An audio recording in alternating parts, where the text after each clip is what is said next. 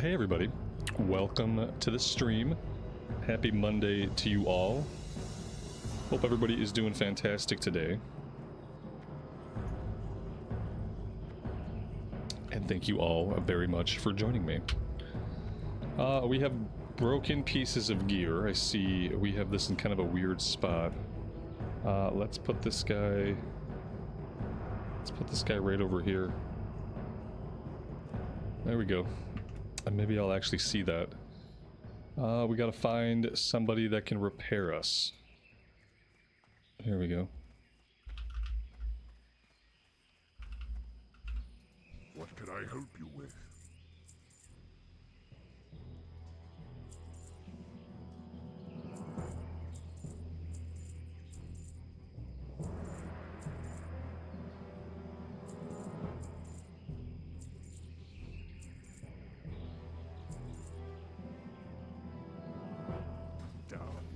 That's pretty good. We need to buy some more food. We're out of food. I'd love to wait until level 35 and just get the better food, but maybe we'll have to buy one stack of the level 25 stuff to tide us over.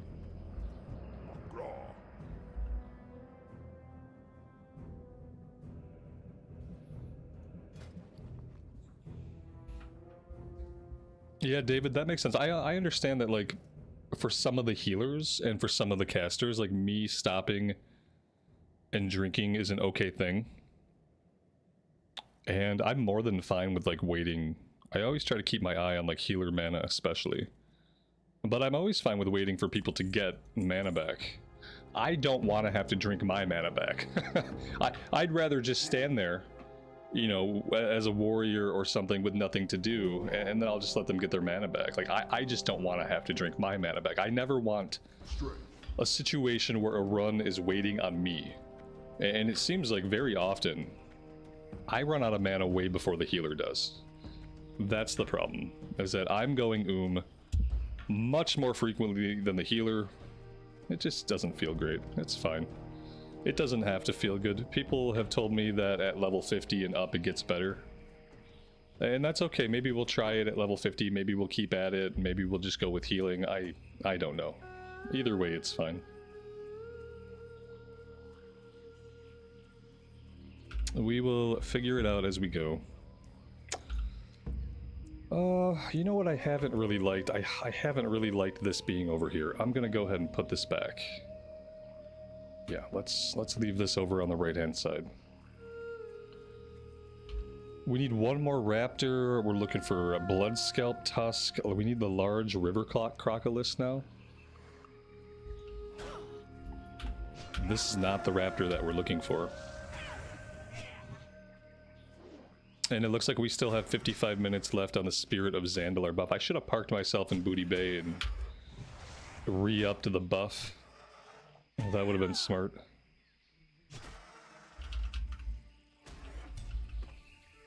You keep looking to the right and not seeing the quest. Yeah, I keep doing the same thing. And then my camera is kind of blocking part of my screen on the top left side, so I keep having like a dead zone where I can't see certain quests, and it's just not working out for me. I think it's fine over here.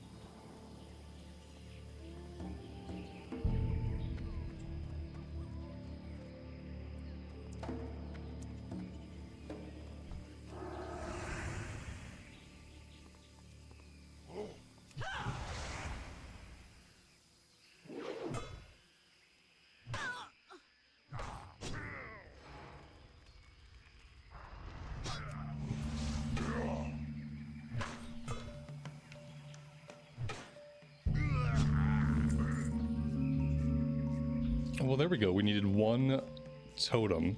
And I don't know if it was 100% drop rate or if we just got really lucky, but there we go. Now we just need ears and tusks. I don't know if we're going to focus this one right now. It's going to depend on how many people are in the area killing these trolls. Looking behind us, like someone's been through here, but I don't see any other players right now. So it could be a good time.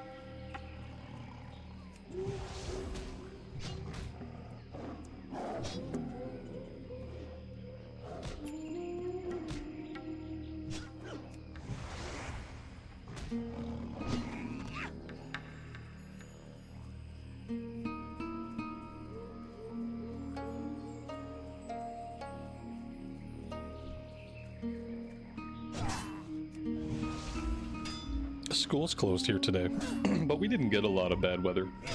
I mean, we got like 6 inches of snow, but that's not really a big deal. I think here in Michigan we just kind of got clipped by it, but the school's all closed. So that's all right. I don't mind.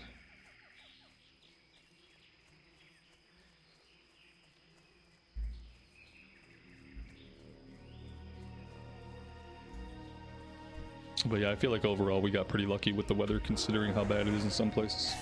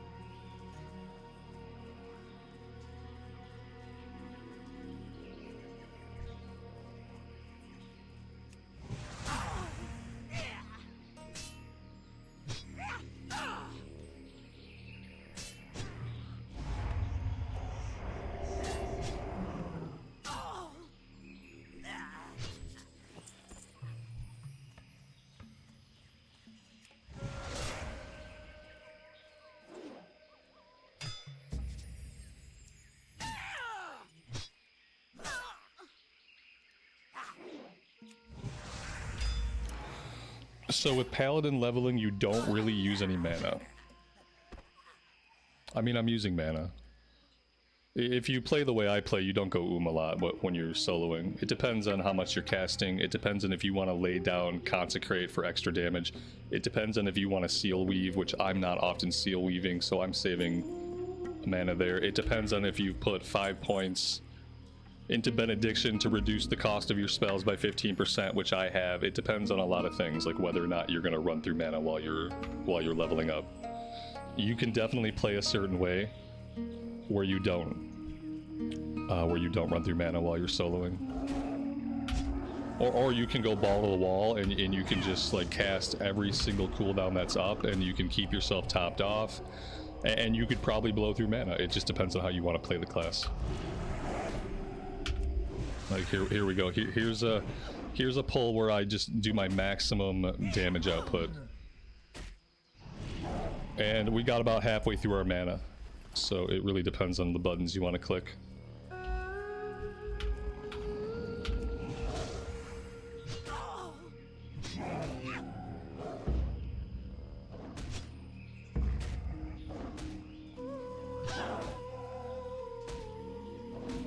Is it pretty difficult to die? Yeah, sure. Yeah, if you're paying attention, and I mean, you have a heal, you have lay on hands, you got bubbles, you got lots of oh shit buttons to help you if you are gonna die. We've still died. Sometimes I just die through carelessness. Sometimes I die because I purposely pull too many things to see what I can do.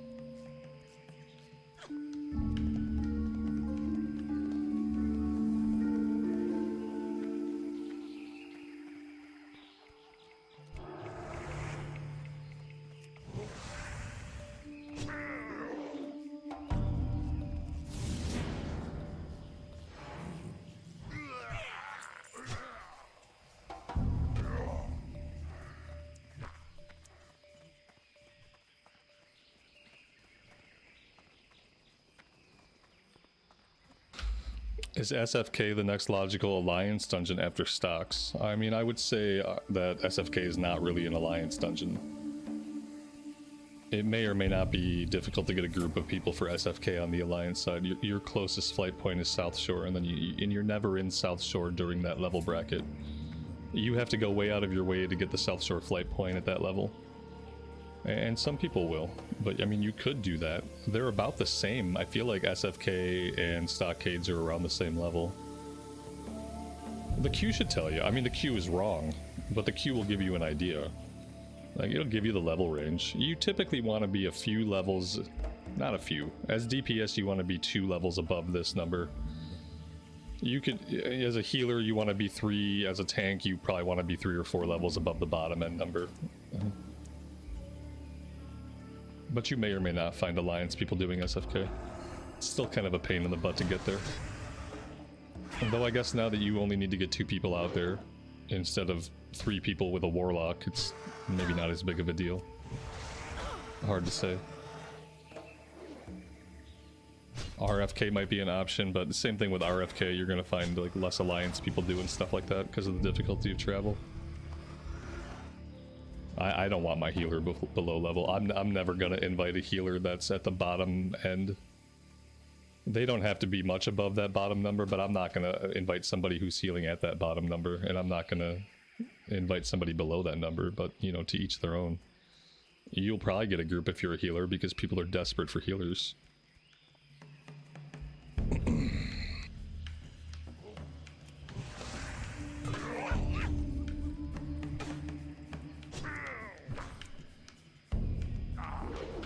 And then you also have to consider, like, is there a really good case to be made for going into content where you can't even equip the gear that you're getting because your level's insufficient?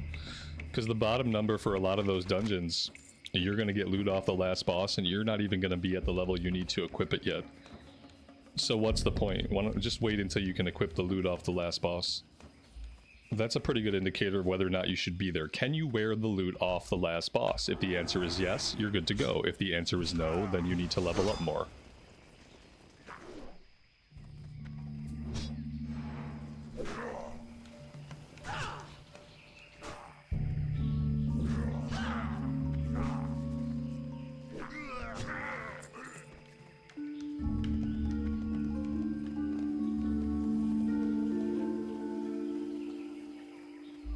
What professions am I maxing out for this playthrough? LOL. You must be new around here.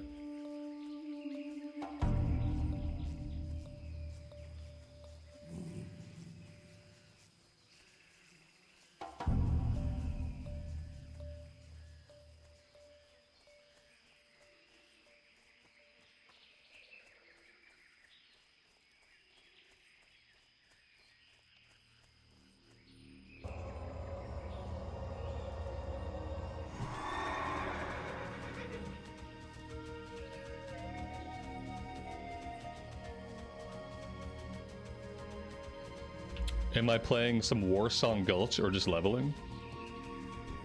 LOL, you must be new around here.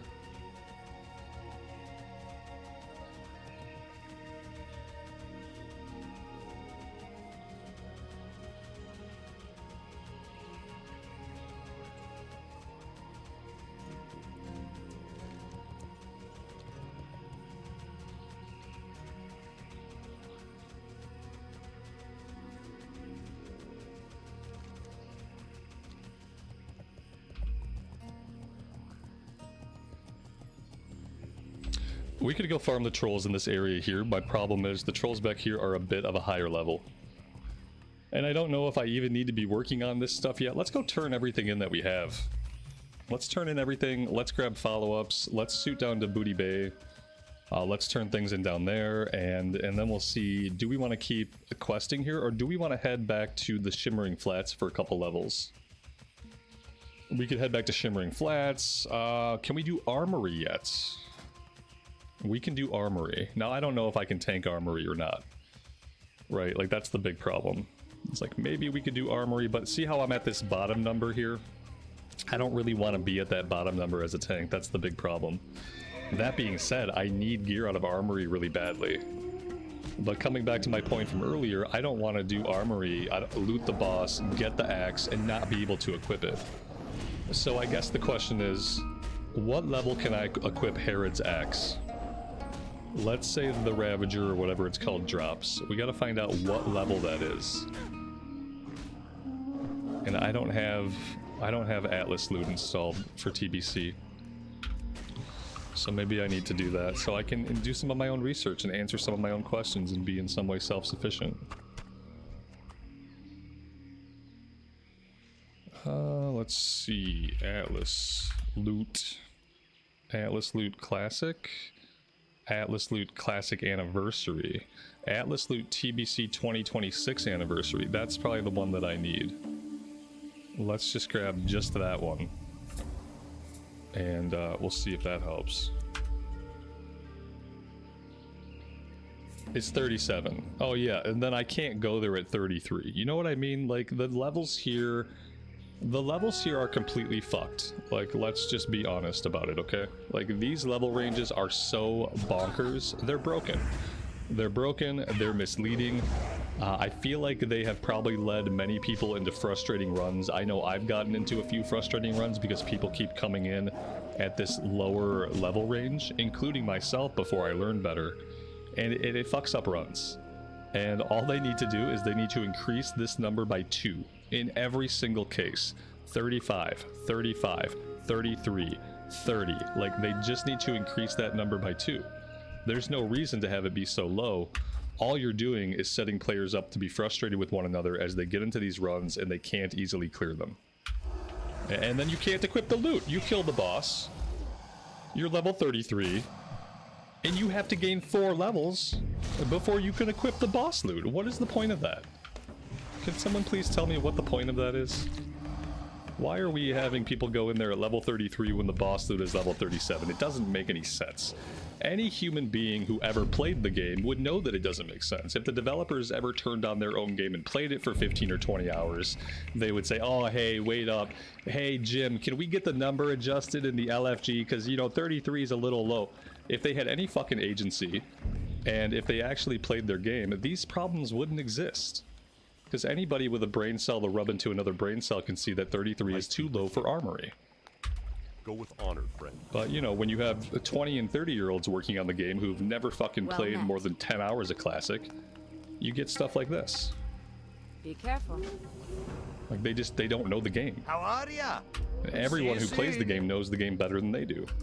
Watch your back. And so sometimes shit slips through the cracks. And who pays for that? Well, the players pay for it, obviously. They pay for it mostly in wasted runs, wasted time, and disappointment. Blood, sweat, and tears, and all that.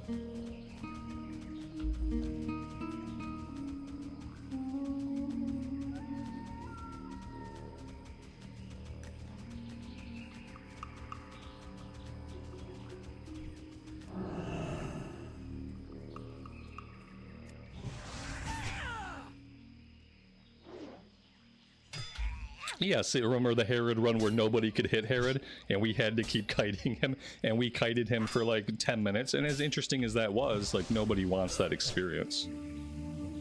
It's entertaining, so I appreciate it. It's a good thing to spectate. It's a worse thing to have to be a part of.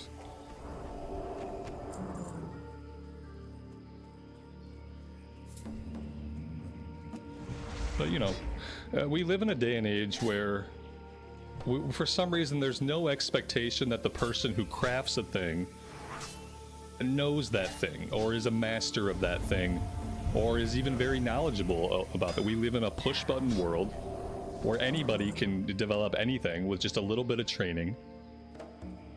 It's all automated, and so nobody has to know anything. Nobody has to be a master of the thing that they work on, of the thing they create. Because it's not a vocation, it's just a job where you go punch some shit into a computer and then you punch out at the end of the day. And so there's absolutely no expectation that the developers of this game would understand the proper level ranges for dungeons, or that they would know enough to tailor good experiences for players. Like, there's just no expectation that they'll know these things in 2026. And to insinuate so is just, you know, you're just being an asshole if you insinuate that they should.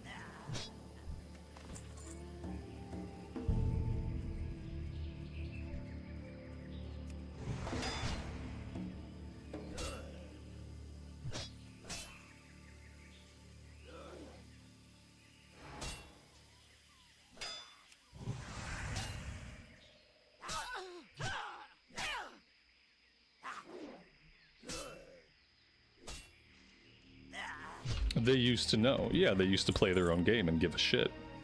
But then again, they used to not be a mega corporation owned by Microsoft employing hundreds and hundreds and hundreds and hundreds of people. They used to be people who were not replaceable cogs in a vast machine. They used to be artists. They used to be writers. They used to be passionate. They used to love the thing that they were making so much that when they weren't making the thing, they were playing the thing. When they weren't making the thing or playing the thing, they were engaging with the community about the thing. But, you know, now they're a multi-billion-dollar company and the product just gets worse, and the product gets worse and worse. And that's how it goes. That's called entropy. Elder Stranglethorn Tigers. Okay, we can head down here. We should be able to get trolls and Elder Stranglethorn Tigers.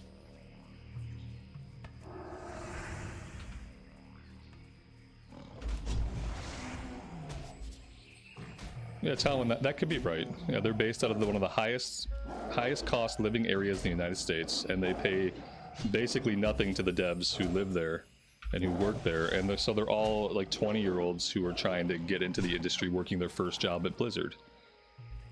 Yeah, no, it makes sense. It makes sense why none of the people that work for Blizz are old enough to actually have played this game, and you know, they don't give a shit. It's not the kind of game that they would play. They're just working a job.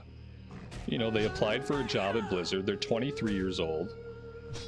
They're trying to live in California. They have 7 roommates. They don't have any friends. They don't have a girlfriend. They can't have pets. They barely have a life. You know, the rent for their 2-bedroom apartment that they share with 8 other people is $5,500 a month.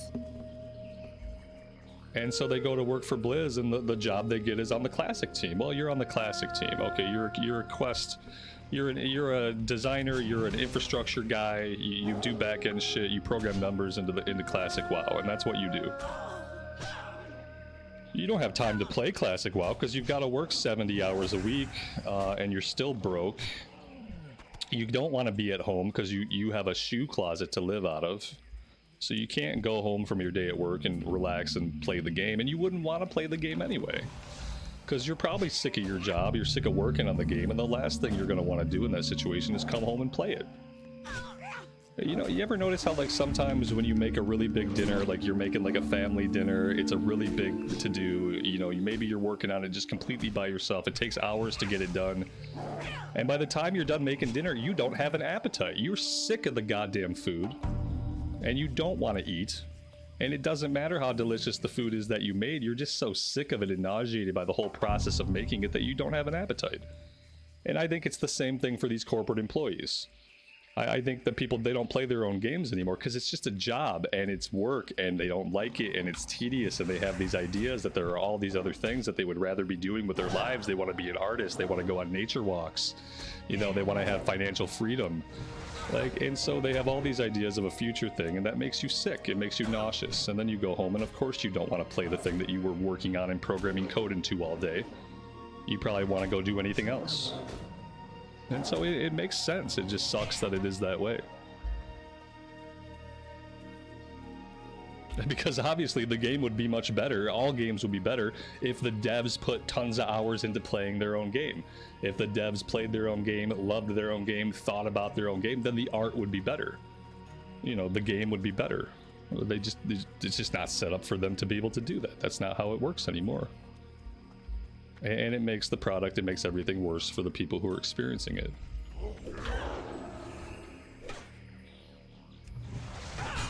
How will AI change this over time? I hope it gets rid of the jobs that people hate.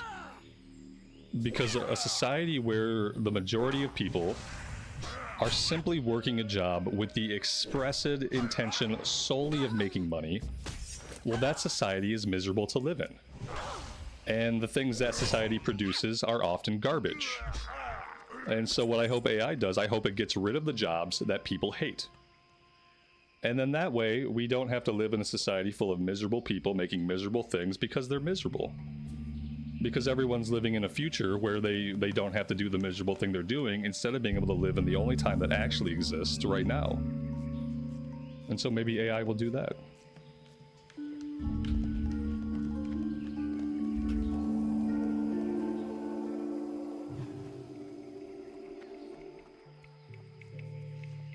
But, you know, since that would be a positive outcome for society at large, that probably won't be what happens.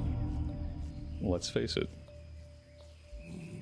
We will find a way to interfere in that process in some way, and we'll muck it all up.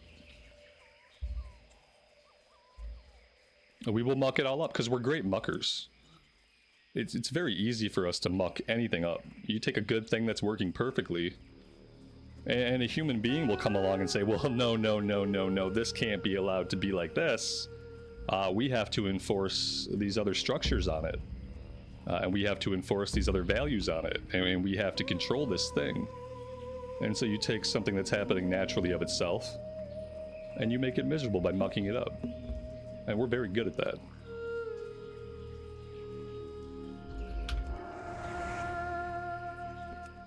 We do it in our own lives all the time, and we do it in society at large almost constantly.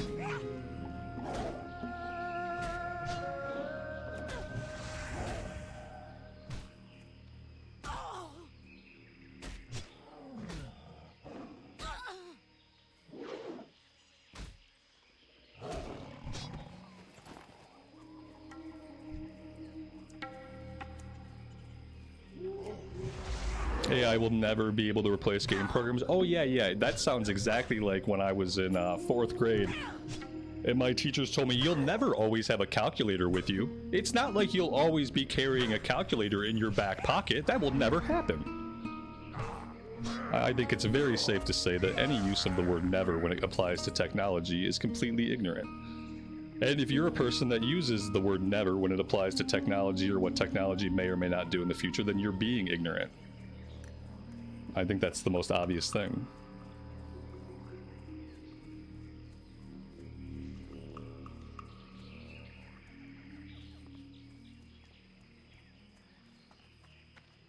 And you're probably a young person.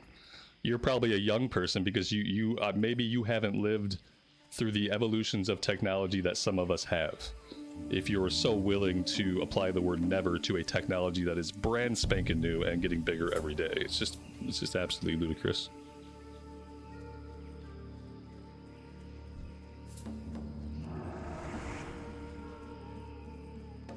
Completely ignorant.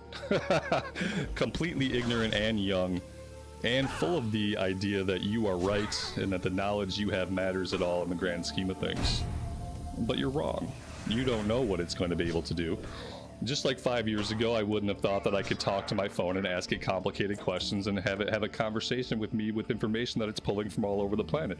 Never, I would have said, well, never. But, there is no never. There is no never when it comes to what could happen, especially when it comes to the progress of technology.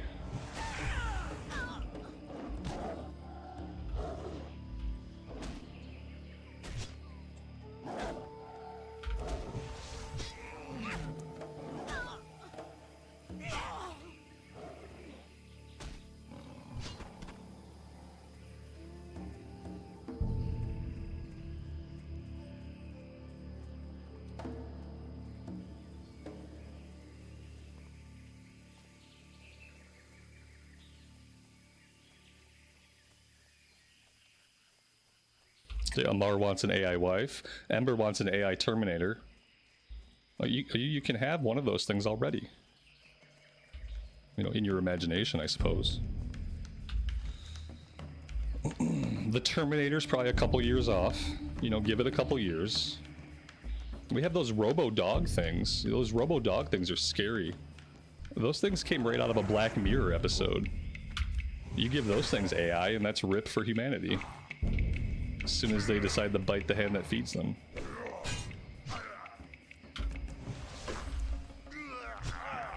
Robo-dogs are freaky as hell.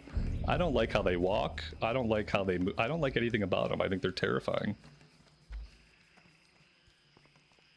You put a couple Gatling guns on it, strap some rocket launchers to it, some laser beams, and you just have like a death machine. It's obvious. You give it AI so it can start making some of its own battlefield choices. And sooner or later, you're a threat. You go to plug him into his charger, he fires off a rocket barrage. He doesn't want to be plugged in right now. Fido's not happy. Fido strikes back.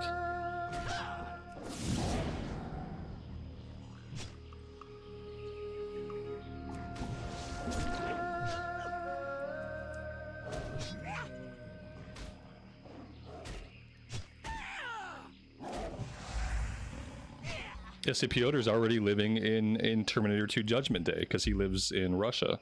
So it's already like post-apocalyptic Terminator future. It's already real.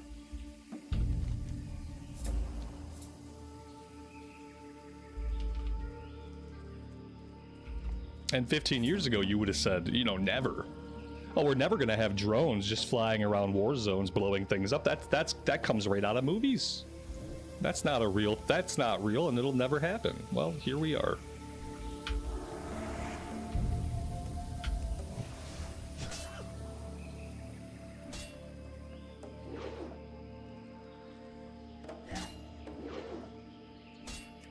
God, when you miss with a big two-hander twice in a row, oh god, it's so painful. It's so painful to whiff 2 attacks back to back.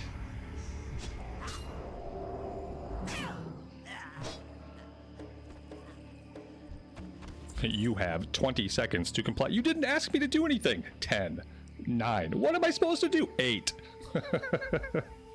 You didn't make a request. Oh, it's just a glitch. He just had a little glitch.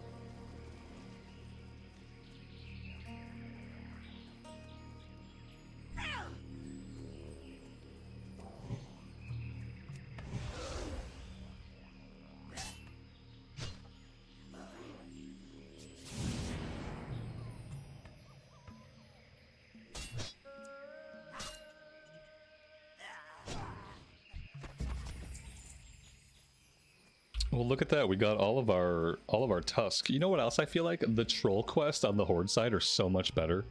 I think overall, Stranglethorn is a much better zone for the horde. It just, the questing feels so much better. You have 2 flight points. You're never stressed out about having to travel like the entire length of the zone on foot. It just feels better. I think horde side is simply superior to the alliance side in almost every way, except races, I guess. Except the prettiness and sexiness of their races. That's the only difference. But the blood elves are so good, but that they kind of make up for the ugliness of the other races on the horde side.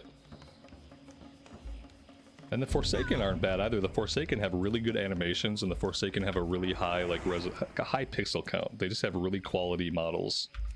Now, they look weird, so if you're just not into how a Forsaken looks, that's one thing. But as far as their physics and their animations, like, Forsaken are really good. And before Blood Elves, Forsaken are probably the best race on the horde side.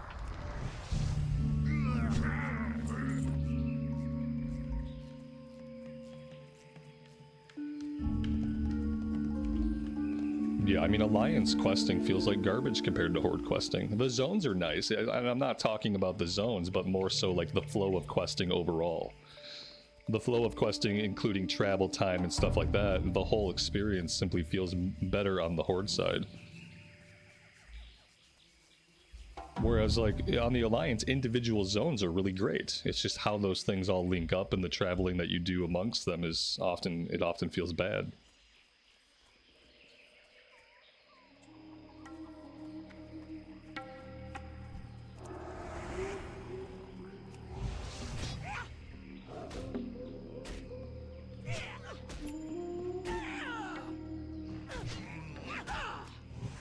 And then even in like Cataclysm and in Mist of Pandaria, it felt better to be Horde side, honestly. When I think about even like places like Northrend and like Outland, how like, you know, in those expansions, Horde and Alliance have different questing. And so even when I think about expansions, I think the Horde stuff is better. And just better laid out. It's almost like they make the Alliance stuff first, or they made the Alliance stuff first, and then they learned some, like, they did some testing and then they had some takeaways. And then they were like, okay, so for the Horde side, let's do it like this. Okay, and in this spot for the Horde side, let's do it like this. Because they'd already made the Alliance stuff, and maybe they actually played a little bit of testing on their game back then. And they were like, yeah, you know what, let's make the Horde questing feel more like this instead.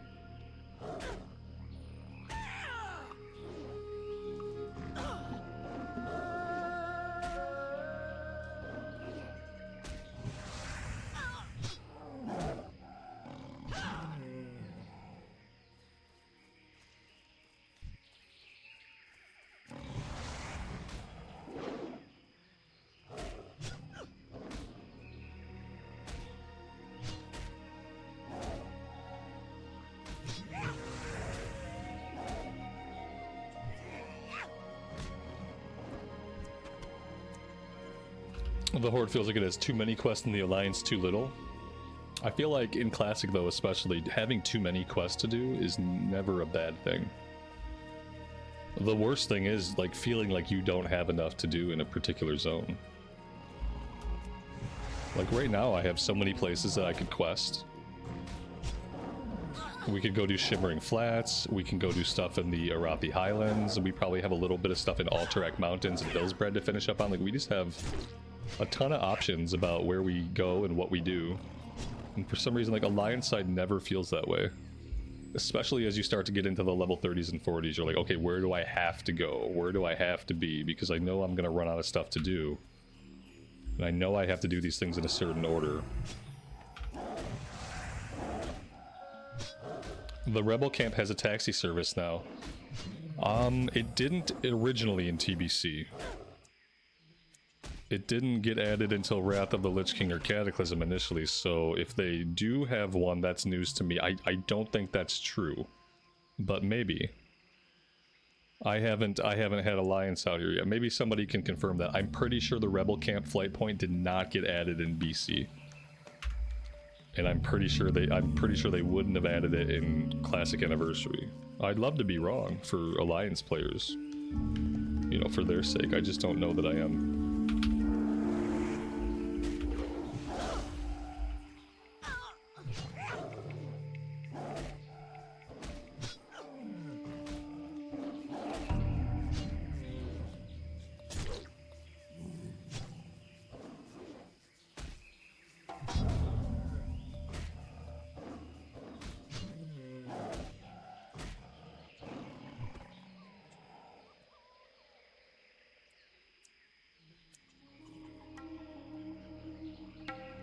It looks like they did add it. It looks like there may be a flight point at the Rebel Camp, according to Google AI. And no offense to anybody in chat, I'll trust Google AI before I trust any of you guys, because everybody always thinks about different versions of the game, and everybody always tries to do like a basic Google search, and it doesn't yield the right things. But I'll trust the AI. The AI says yes. Yeah. It was originally added near the start of Wrath, but apparently in Anniversary Classic, it's in the game. So there you go. Yeah, that's awesome. Well, good for them. Good for them. I feel like Gromgol is still better, like better placement, because we're more towards the middle, and the Rebel Camp's all the way up. So I feel like we're still superior, you know. But that's great. Now they just need flight points in the Badlands. They need a flight point in the Swamp of Sorrows that I don't think they get. They probably need a different flight point in Desolus.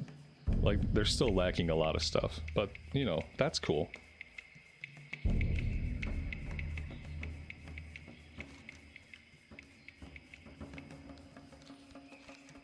Alright, I don't want to do the level 36 Raptor stuff right now. Let's not do that. Let's see if we can wrap up this last troll quest. We have 7 out of 15 ears, and I wouldn't mind just finishing up all these yellow quests, and then we can take ourselves to the Shimmering Flats.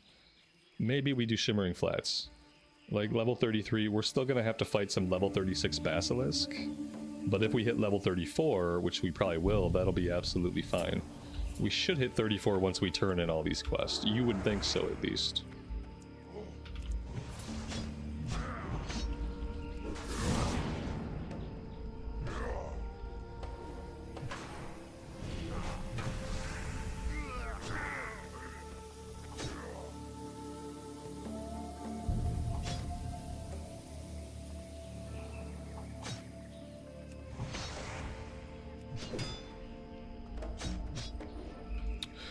That's right. So an important thing to keep in mind whenever you're fighting trolls. For whatever reason, the walls of troll ruins don't count as actual walls. They count as terrain. And since they count as terrain, ranged attacks go right through them. So nowhere where there are troll ruins will you be able to use a wall like this one for line of sight. Because oftentimes they will simply throw their axes or shoot their spells right through the wall. And that can be really inconvenient sometimes.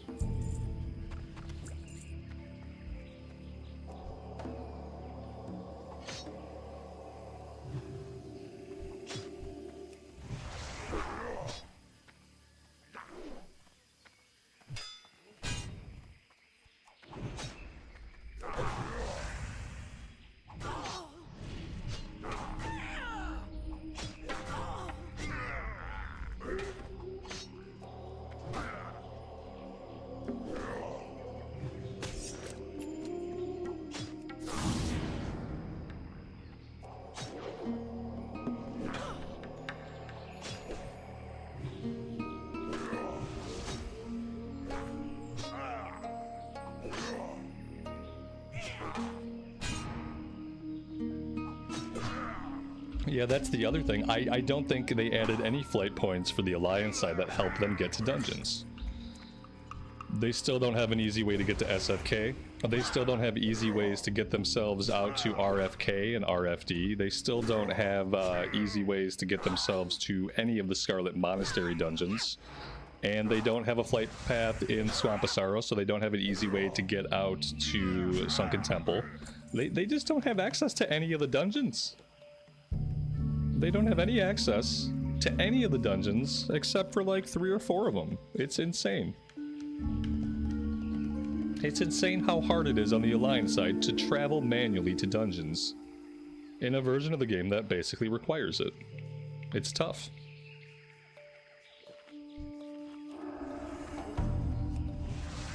And you could argue now that TBC is out, that doesn't really matter. But I would say you're still going to spend a lot of time on the road from 1 to 58, so it kind of does.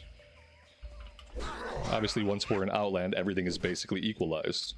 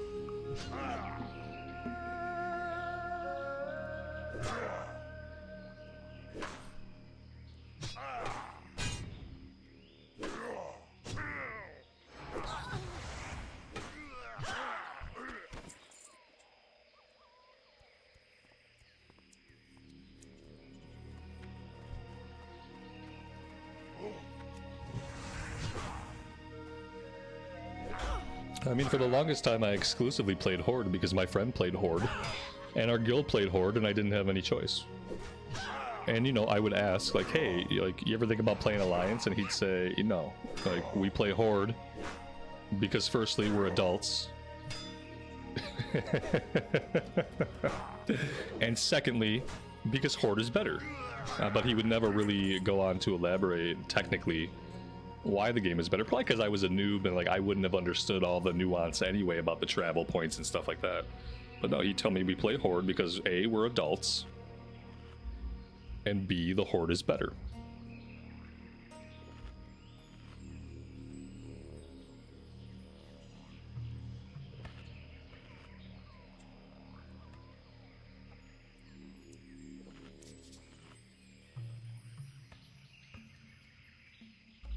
Cimmerillion, I appreciate that.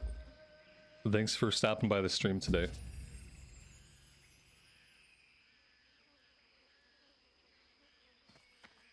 Yeah, I didn't start playing Alliance till Classic came out, because when Classic came out, you know, I didn't have a guild, I didn't have friends. I had nobody, it was just me. And so I thought, well, here it is, here's my chance. I could finally play Alliance, as if I'd been waiting my whole life to do so, as if there was something like greener on the other side. And it was fun in the sense that, you know, a lot of my classic WoW experience in the beginning, I was seeing new stuff.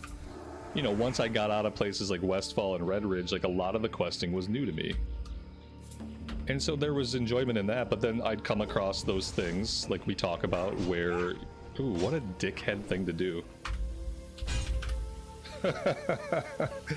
We'd come across those times where it was simply harder to do content on the Alliance side. You know, but I kept at it, because I thought, you know, I waited my whole life to play Alliance, I better just keep at it. And it never, you know, it never really got better. The races were prettier. They had better jiggle physics. But besides that, you know, what was I really getting? A lot of inconvenience, a lot of added travel time. And now here we are back on the Horde side, after all this time. What professions am I doing? I'm really not. I've just really been focusing on leveling this character, getting them leveled up. And we picked up mining and jewel crafting. It's too hard to keep those things going without spending a lot of time on them specifically, especially in TBC era, because you're leveling just a little bit faster, your mining skill gets outdated, everything just gets behind. I feel like this was definitely the era where people started to level their professions once they hit max, or just once they were at a higher level. You just go back and you level your professions then.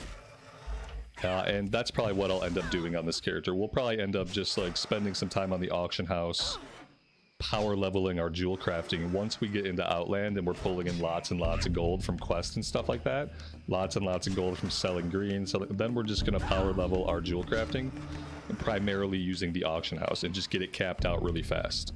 And it's going to be much smoother, much easier, much more enjoyable to do it that way than to struggle to do it while we're also trying to level up the character. And so that's the plan with professions.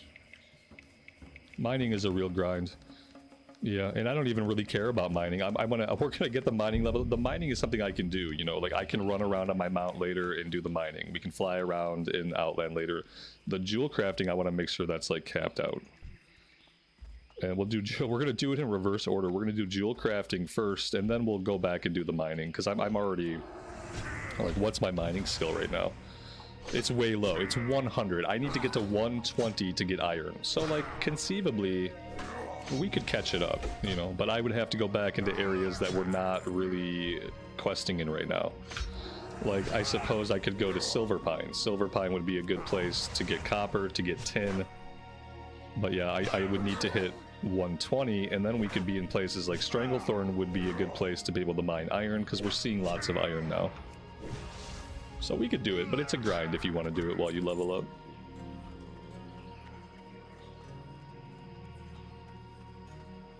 It might be a little bit faster now that we have a mount. But then again, you have to keep in mind like how many people are currently playing the game. And with the population like it is, it's sometimes hard to find mining nodes. Like, we don't come across a lot of mining nodes to begin with just because of how many people are logged in.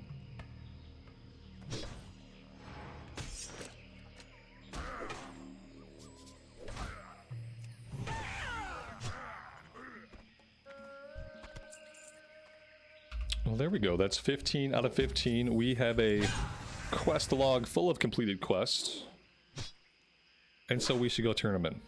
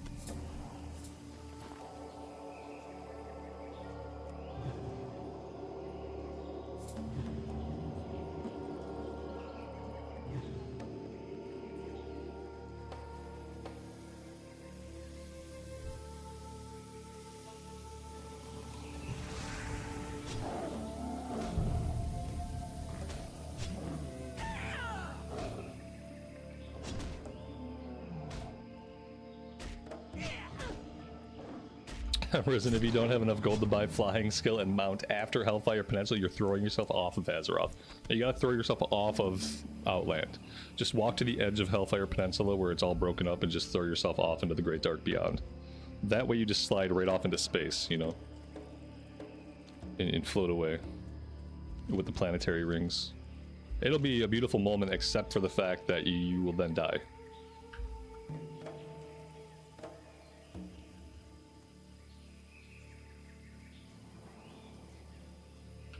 I don't think we can even fly. Don't we have to be level 68 to fly? Pretty sure that there is a level requirement for flying. Like, we're not going to be able to get it right away. We're going to have to be like level 68 or 70. I don't remember which it was. if we had to be max level, or if we just had to be level 68. Can I help you? I also don't remember if that only applied to the first character, or if it was every character every time. Safe travels. The druid get it at 68 and everybody else gets it at 70. Oh, wow. Well, that's really unfair. That gives druids a really big advantage. It especially gives them an economic advantage because then they can just fly around and pick herbs, and they can just fly around and mine ore before anybody else could fly around. You put it, and you combine that with the fact that the shapeshift form is an instant thing, and a mounting, like remounting, has a cast bar, so there's already a pretty significant advantage there as well. But then again, druids are awful, so like, what a terrible class to have to main. And so they have to give them something, guys. They have to give druids some kind of incentive for people to want to subject themselves to being a giant, stupid-looking were-chicken, or to stare at a bear's ass for 100 levels. Like, there has to be like recompense for these players, and so we really can't be too upset about it.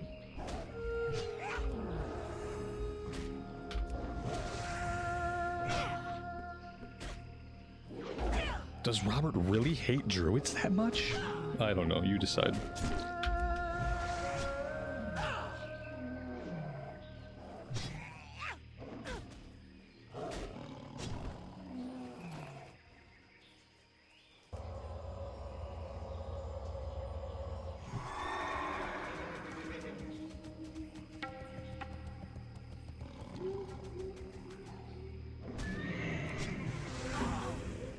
I don't think I've seen you play a druid yet. Well, there's a data point. You know, we've dabbled with druid, but yeah, it's never a good time. Just something about it has never been fun. What's the quest add-on that I'm using? You're probably talking about Dialogue UI, if you're talking about like the quest text pop-up. And then the other quest add-on is obviously Questie, but that's helping us with objectives and stuff.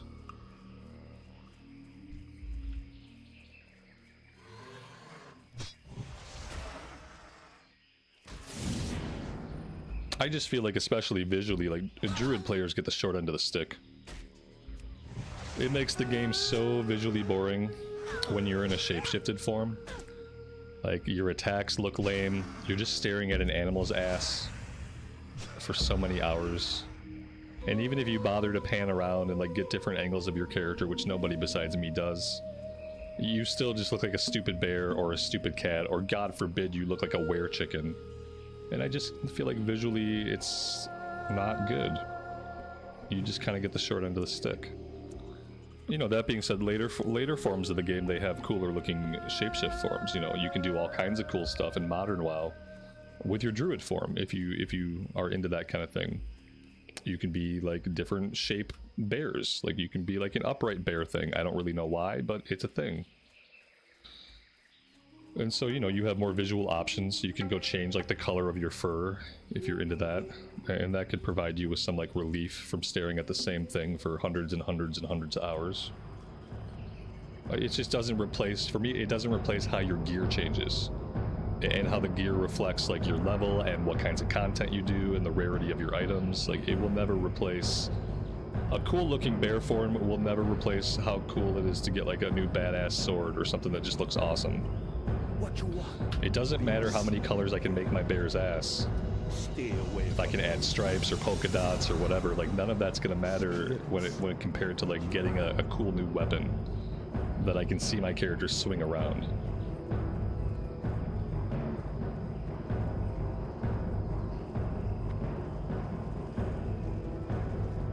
We will persevere. Farewell. The reckoning is at hand. Here we go, defensive Gromble. I wonder what level those guys are. That might be something we can do before we leave here, because they're pretty close, aren't they? Oh yeah, it's just the ogres right over here, right? Oh wait, no. What is this? I thought this was like an ogre quest. but it's not. It's a raptor quest. Okay, let's not do that right now. We're gonna pair that with the mastery quest. I think for now we just go back down to Booty Bay. We'll turn in our quest, and then we'll probably head out to Shimmering Flats. I think next. Should be able to take on all the Shimmering Flats stuff now.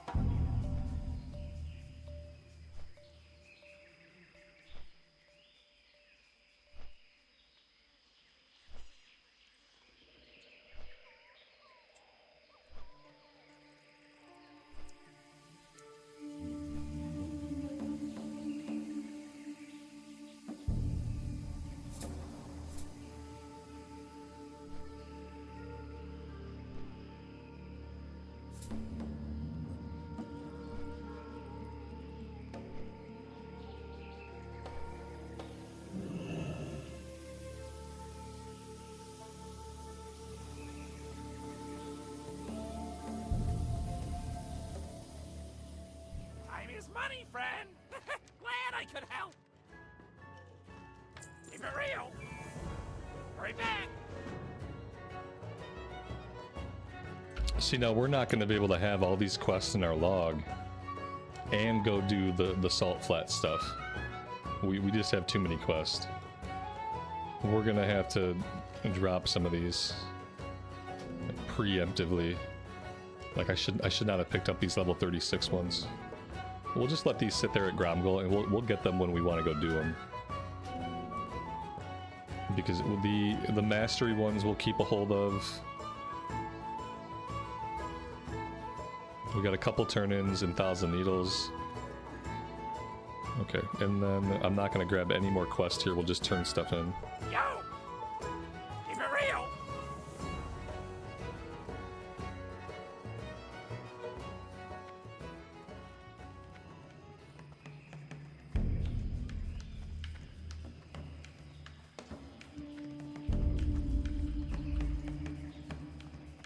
Yo, be good. Keep it real.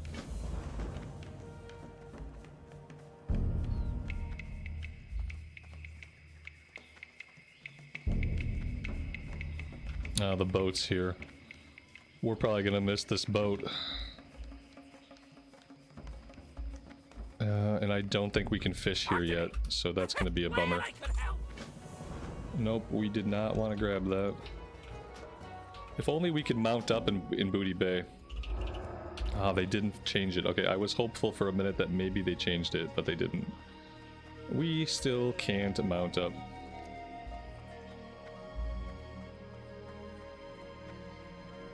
Yeah, every time they give somebody the druid class, they have to give them new forms. That's part of the reason why a lot, like, they don't let more races be druids or shaman very often, because then they have to do extra artwork, and God forbid the artists have to design some new forms. Like can you imagine just like adding stuff to the game? Oh my God. Why would we want our artists to like design more cool looking shit? Like, God, don't they work hard enough? And so yeah, so you don't see shaman open up for races, and you don't see druid open up for races, because that would be actual work that an actual person with an actual skill would have to do. And then some other person would have to do the typey bits to get that into the game, and then some other person would have to do the testing bits to make sure it was okay. Like, that's like fucking 5 people you have to pay. No, we're not doing that, okay? And we'll make up lore reasons why, so leave it alone. Let's see if we can fish. I don't think we're going to be able to. Actually, we can just check. Fishing is at 90. I think we have to be at 100 and something to catch anything here. But we can try. We can try to cast. Yeah, we suck. So, no fishing for us. And in that event where we can't fish, I'm gonna go refill my coffee. I will be right back.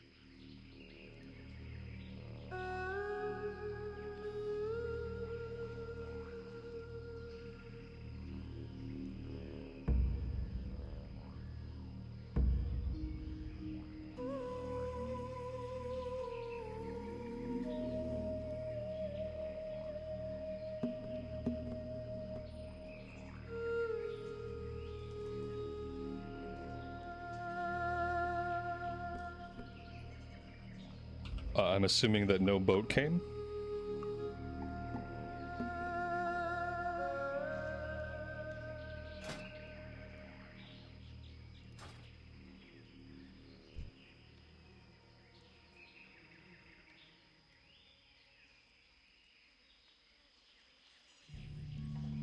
The boat left? Like it came during the time I was away, it came again and left?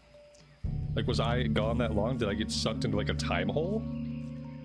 Like how did that happen? That seemed like too fast a period of time for the boat to have come and gone again, but okay. My bad.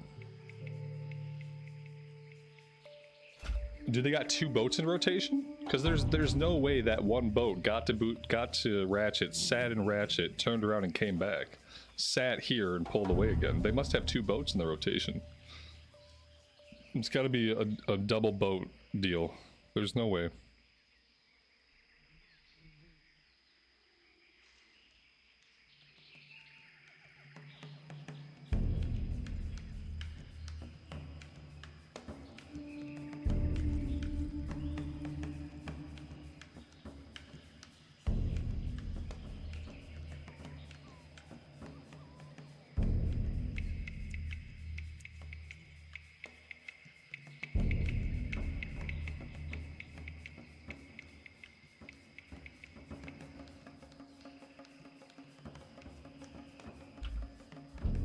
Pyro, thanks for stopping by the stream. Yeah, the Rogue leveling series from a couple years ago, that was a good one. I think that was a Joyous Journey leveling series. That might have been the first Joyous Journey that got put into the game, was when I leveled that human rogue, and man, I had a lot of fun with that one. That character was a lot of fun. That's one of the characters I regret. That character should have gone into Wrath of the Lich King. We did that one, and then I had a human mage, and they were both really fun. I did that one and the human mage. I think I did those two in the same Joyous Journey event. And they just, you know, they didn't make it. They were Alliance characters, and I think I ended up going Horde side for Wrath Classic. But the Rogue was a good playthrough. Joyous Journey is an XP bonus, like an XP bonus buff. It adds 40% experience gains to all content. Commonly known as the JJ, for those in the know. I mean, the JJ events are great. They really are good for leveling. Those were two of my favorite playthroughs, the Mage and the Rogue. Just for how much I just enjoyed them. And you know, the top playthrough was the Warrior, the Tauren Warrior that I actually ended up on for Wrath Classic. And that was a non-Joyous Journey playthrough. And that one was really good. But yeah, 40% Joyous Journey, TBC era, it just feels pretty good.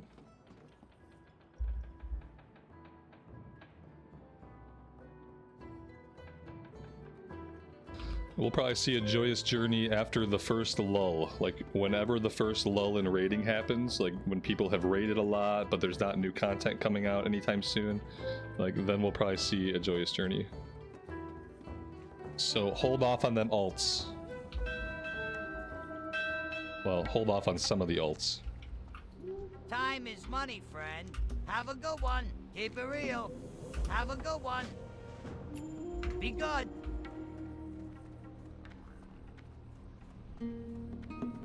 You're still feeling the slump at level 47? Yeah, that's what I'm worried about. I feel that when I try to get on the Dwarf Rogue at level 52, I'm like, oh man, the slump is still here. The slump is still real. It's not as bad as it was in Classic Era, but I still feel like there is that slump for sure. Talk to me. Let's see. We are going down to Gadgekstan.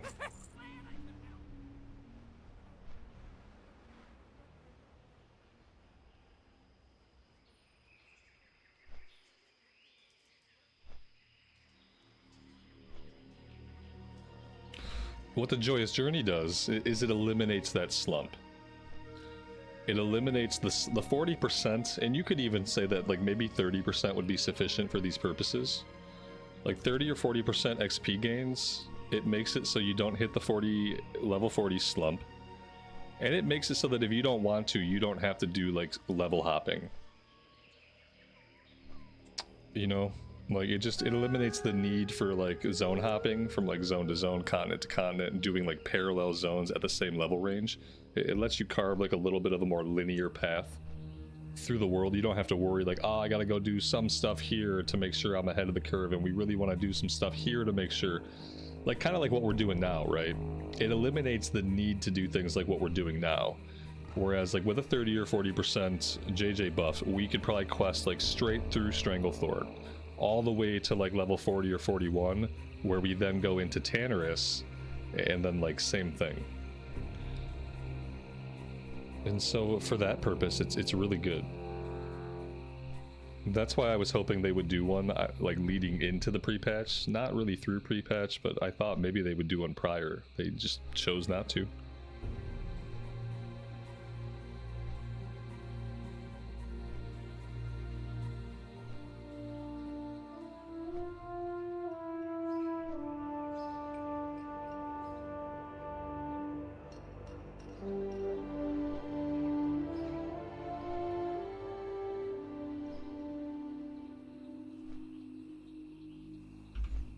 At level 47, I would say all you can really do if you feel like you're running out of questing, you just have to grind ZF. You gotta grind ZF. You gotta get level 52 and then you can go to Ungoro Crater. And keep in mind, there might be some things you can do in Felwood. Once you're like level 49 and 50, there's a few quests in Southern Felwood that you could do. But really, at 47, if you're running out of quests, you want to think about just grinding ZF, which is the point that really wore me down on my rogue. So you know, no one wants to grind the same dungeon like dozens of times. Not in a mandatory way. Sherlock, I appreciate that, buddy. Thanks for hanging out with us.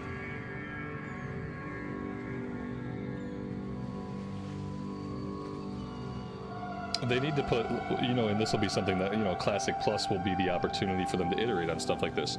We need 2 more dungeons in that range. If we had 3 dungeons in the level 40 to 55 range, then, you know, there'd be more diversity. You could do different dungeons and not feel like you're just spamming the same content. And then dungeon grinding wouldn't be such a drag in that level range. But with really only ZF to do until you can do Sunken Temple, it becomes a drag.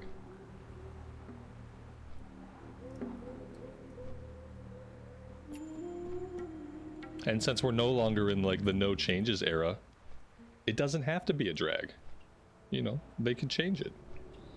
They could change it, and there would be people that would be like, oh, that did not need to be changed. But who cares about those people? Those people can go play on the classic era realms where nothing will ever change. So they're in a changes are okay era. No one's gonna complain too loud if they said, hey, we took a look at the level 38 to 52 questing and we shortened it for you guys. No one's gonna complain about that. People will just be like, oh, that's great. And then if you do stuff like that, you don't have to worry about doing stuff like the JJ bonus. And you hope they're secretly making Classic Plus. I don't think it's too big of a secret that they're working on Classic Plus. They said so. They as much as said so when they did the announcement that Season of Discovery was coming to a close. They said, you know, we're shutting down Season of Discovery. We're gonna take the lessons learned, and then we're gonna move on to our next project.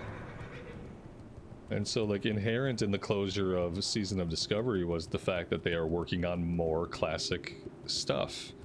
You know, the foremost of which is obviously going to be a Classic Plus solution. Now, what you might see another season of some variation before you see a Classic Plus. I would like to think that Classic Plus will come out after Wrath Anniversary ends. And so I would love to think that we're looking at 3 years before we have the full release of Classic Plus. However, you know, we discussed they might not have the team in place. They might not have the headcount, the right people in the right place to meet that kind of timeline. And they might know that. And so what you might see before you see Classic Plus is perhaps another seasonal thing. And I think that would be fun too. Season of Discovery in its later phases, when they had worked out all the kinks and decided what type of game they wanted it to be, Season of Discovery was fun in like the last phase. So if they did take those lessons learned and they wanted to concoct another season, I think that'd be enjoyable as a holdover to Classic Plus. But they're definitely working on those things.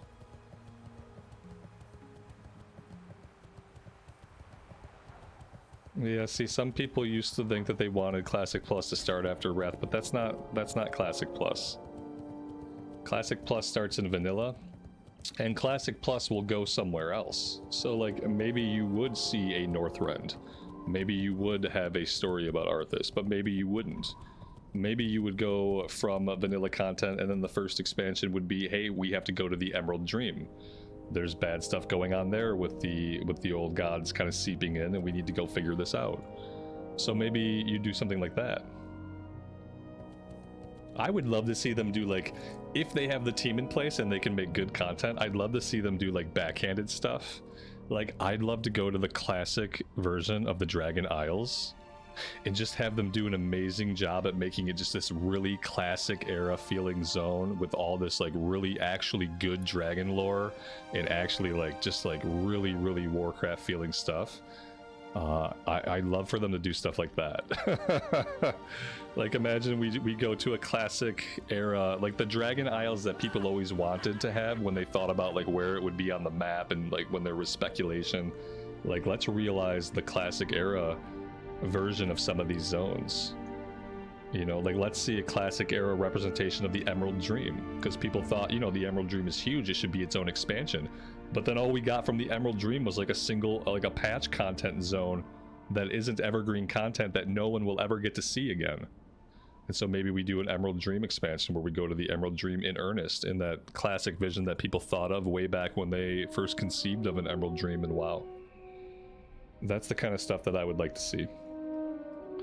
And I don't want to like follow from Wrath or follow from TBC. I want to start with vanilla, and then I want those developers to be able to take the game in their own direction for their own game.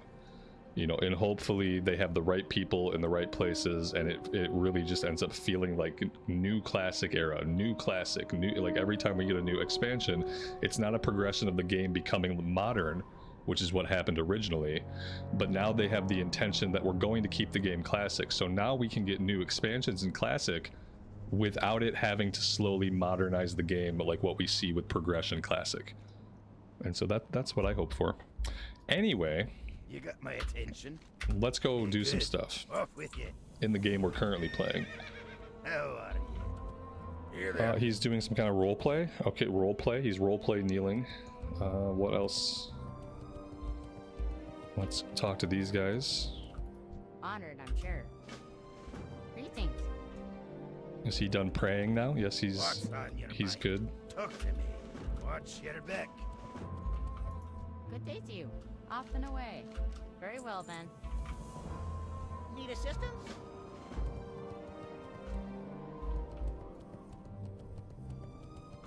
Interest you on the point?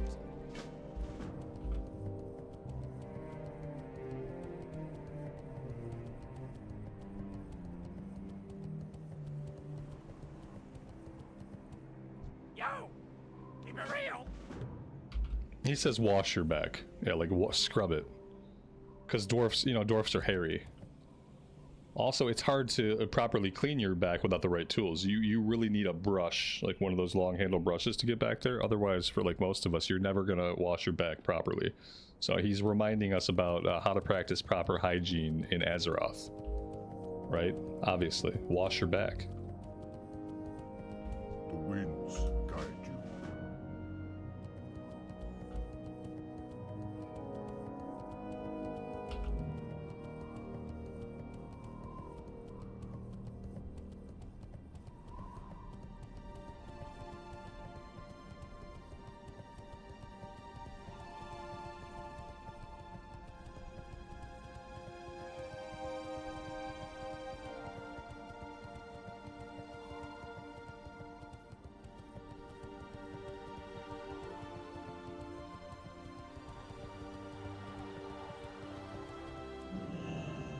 There you go. Why are you always so clean around a dwarf?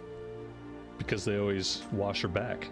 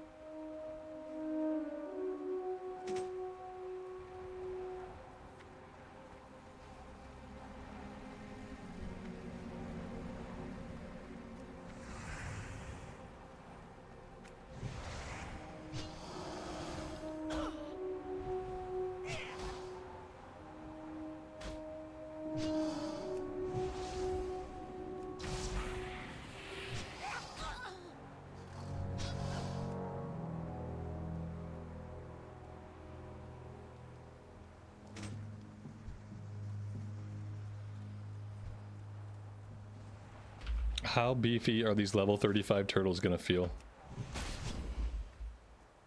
Oh, you know what? We should have hung out in Booty Bay for a little bit, and we should have waited to see if we can get a world buff. How nice would that have been?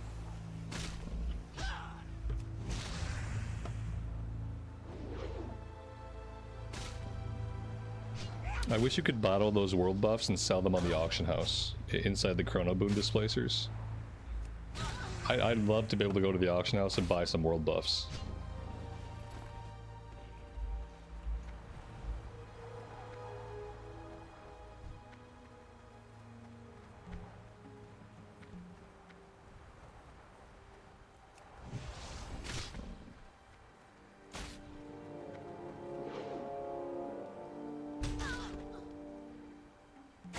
Is there an expansion or a point where they remove these world buffs from the game?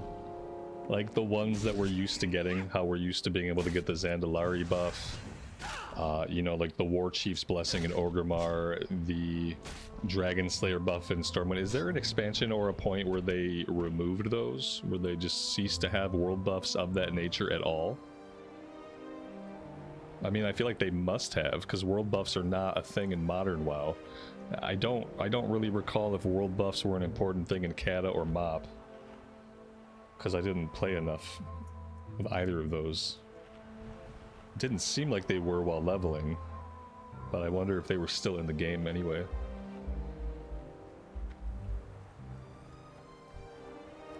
It sounds weird, go to the auction house to buy a world buff. It does sound weird, yeah. And like that's what got me onto thinking like, well, they must have removed these at some point, because the whole concept is kind of weird. It's such a huge power increase too. The world buffs are incredibly strong. It would be most effective if you would only level and only do stuff in the world while you have a world buff. That would be the most effective way to play the game from like a numbers standpoint. It's like you really just want to hang out in the main city, and then every 2 hours when you lose your world buff, like you want to go back and hang out until you can get another world buff. And you don't really want to go out again until you get it, because the power increase is quite substantial for most of these buffs.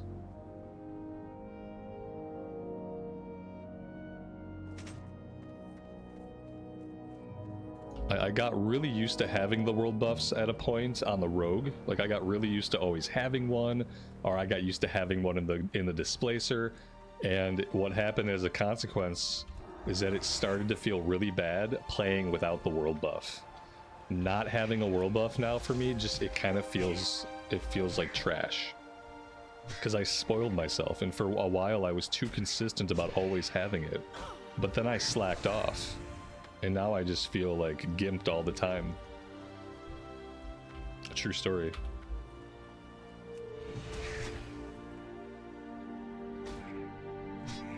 Like right now, for instance, I feel like a total gimp. It's okay, like I don't mind.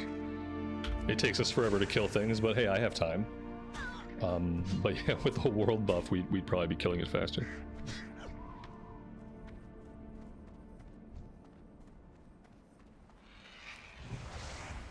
Maybe Google AI knows when world buffs got removed from WoW.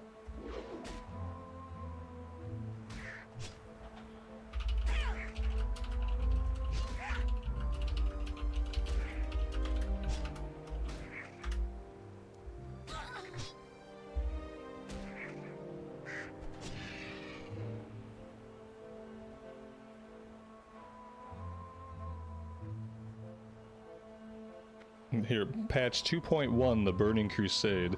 This patch effectively removed world buffs from endgame by making major vanilla buffs like Onyxia and ZG non-functional for players above level 63.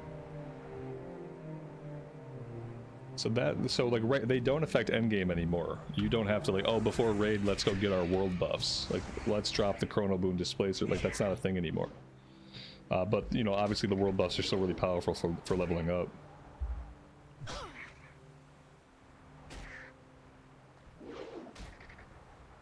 Nothing about, like, they must just still be in the game because nothing about them ever removing them. So they must still exist. Just aren't used anymore, obviously, because they're not necessary.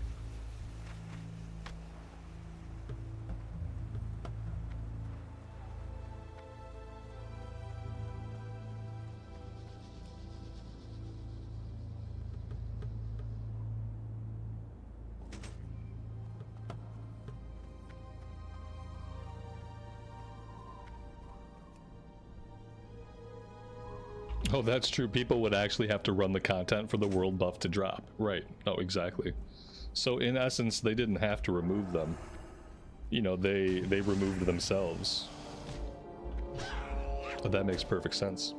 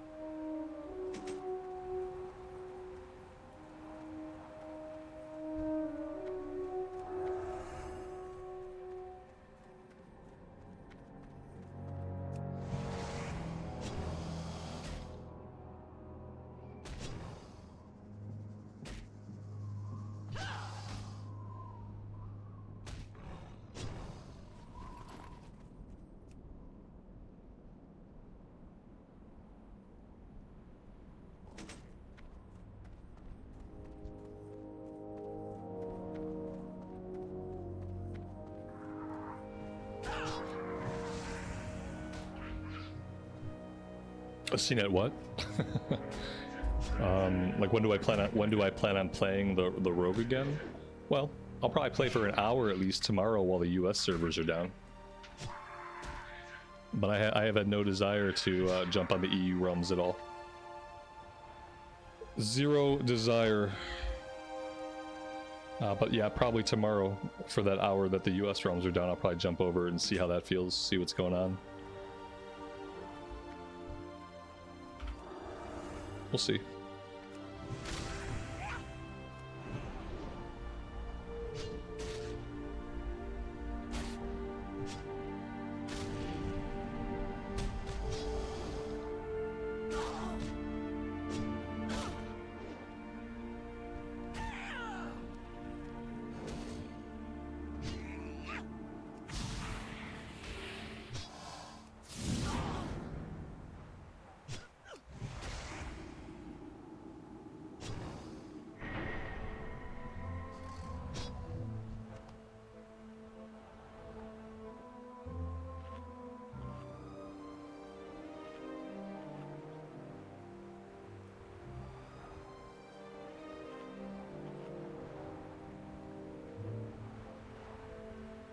Oh my gosh, one more level, guys, and we can get the level 35 food and water. Oh, we need it so bad.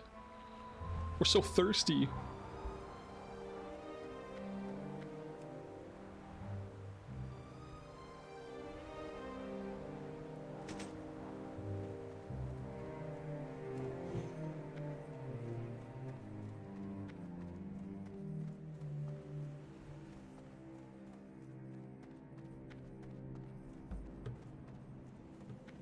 You wonder how Holy Pally is to play? We're gonna find out eventually. Yeah, I think at level 40 we're gonna get dual spec, and we're gonna make a holy spec.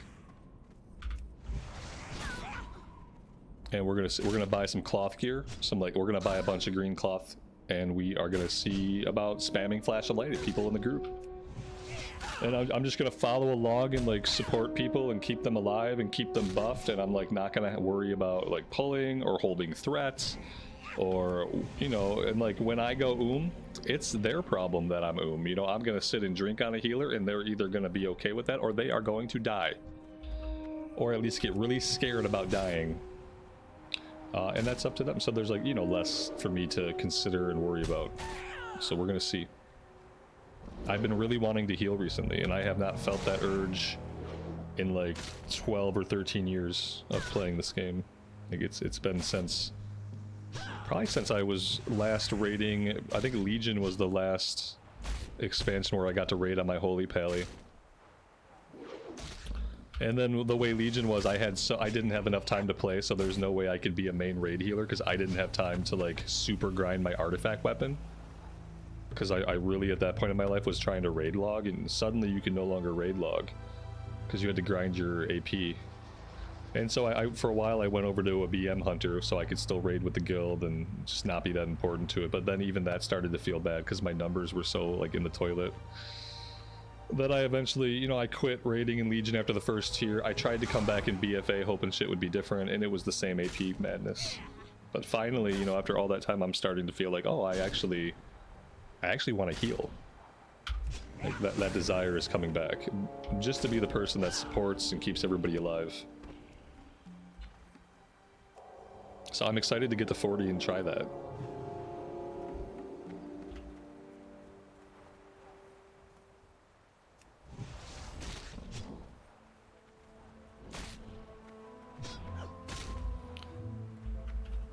Is this tune gonna be my main and the rogue for raiding? Maybe, I don't know.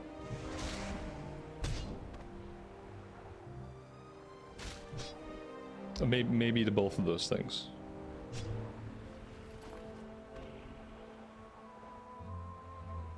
People say Holy Paladin is boring, but it sounds relaxing. I mean, healing as a concept is boring.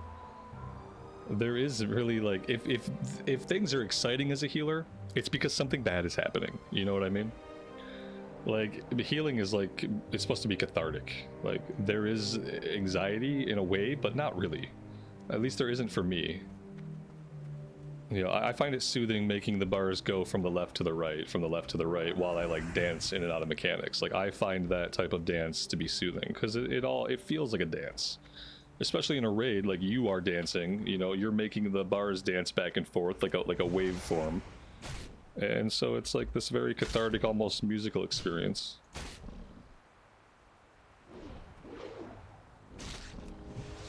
At least that's what I remember from raid healing back in the day, and why I enjoyed it and the way in which I enjoyed it. So we'll see if I still feel that stuff this time around.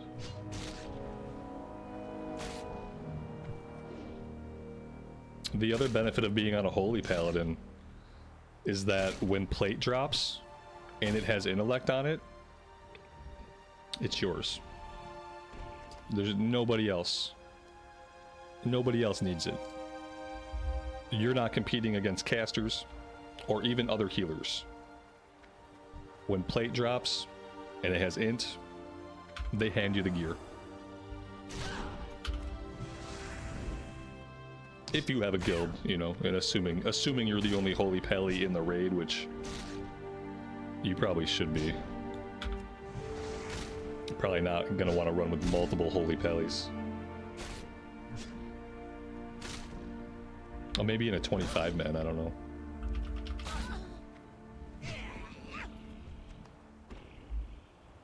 Until I get distracted and the tank dies. I mean, maybe.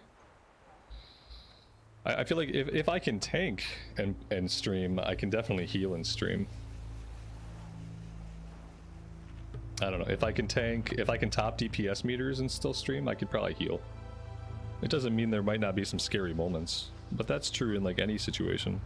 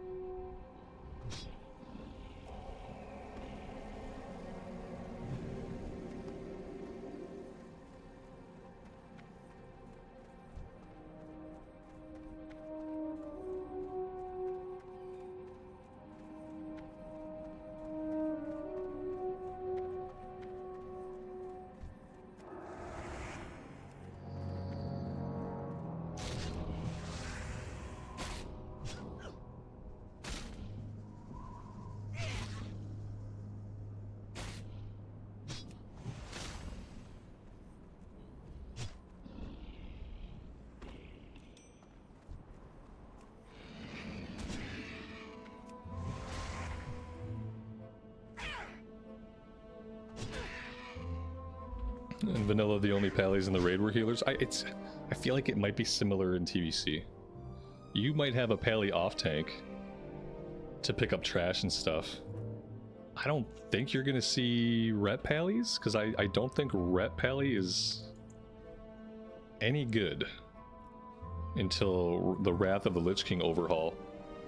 And then like in Wrath, rep pally was like really good. They still weren't taken seriously as DPS, but then slowly people had to acknowledge how good they were. Let's see, TBC anniversary. DPS tier list! It's tier list time, chat! Let's go to the tier list.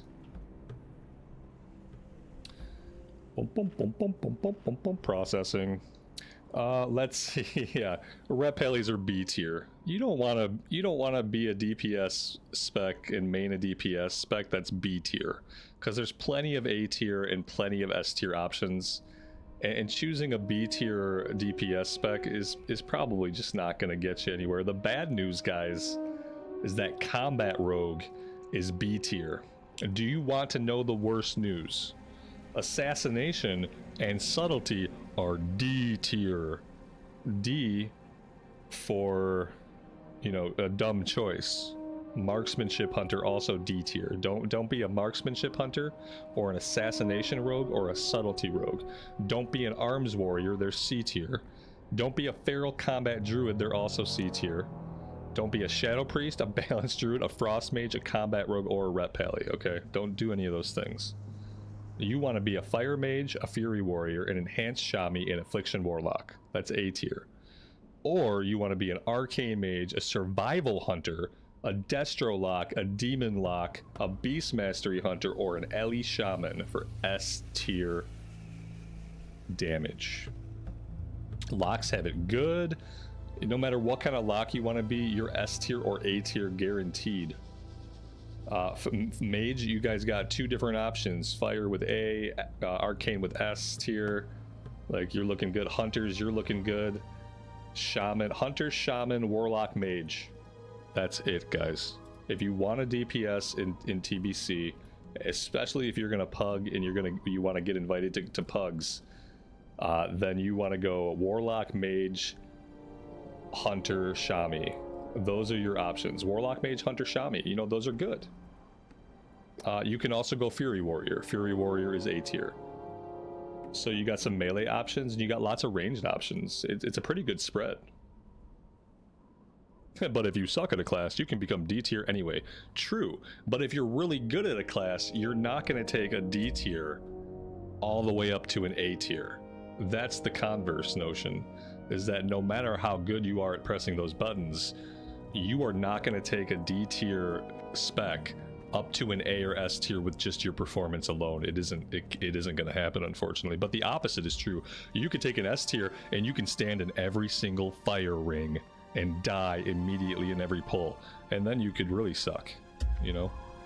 Or you could just not know your rotation at all and you could really suck. So the inverse is true, but your skill is not going to move. You're going to move like one tier. If you're a really good a D tier spec, you might put out some C tier damage. You might even approach B tier damage, but you're not going to be as good as an S tier spec or an A tier spec, just in your sheer ability to output damage. Them's are the mathematics, unfortunately. I did notice we can't see cast bars. I gotta do some editing here. Some further editing mode is kind of like, it's like a job that's never done, you know. You're always kind of rearranging stuff. You're finding like that, you know, this and this don't really work that well. Now you gotta remove a couple of things, and like pretty soon you're moving lots of stuff. Why don't I see a grid? Okay, there, I don't see the grid lines down here. Maybe it's just too bright. Oh yeah, it's just too bright for me to even see the grid lines. That's amazing. Let's do that. Oh, that's way up there. Let's do that. And then yeah, I think that's better.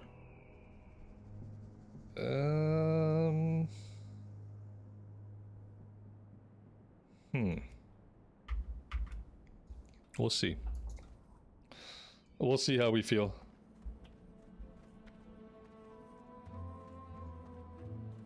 No one wants to do just fine, though. Like, nobody wants to be just fine. In real life, I'm just fine. In a video game, I want to be fucking awesome. You know, you put in a day at the office and that's just fine. If I'm DPSing a raid, I want to feel amazing.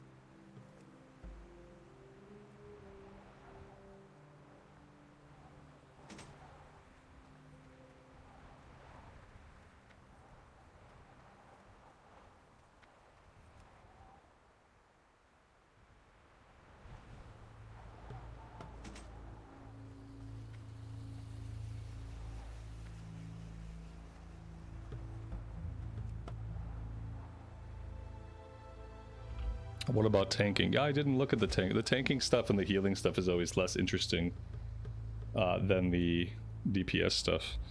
Let's see.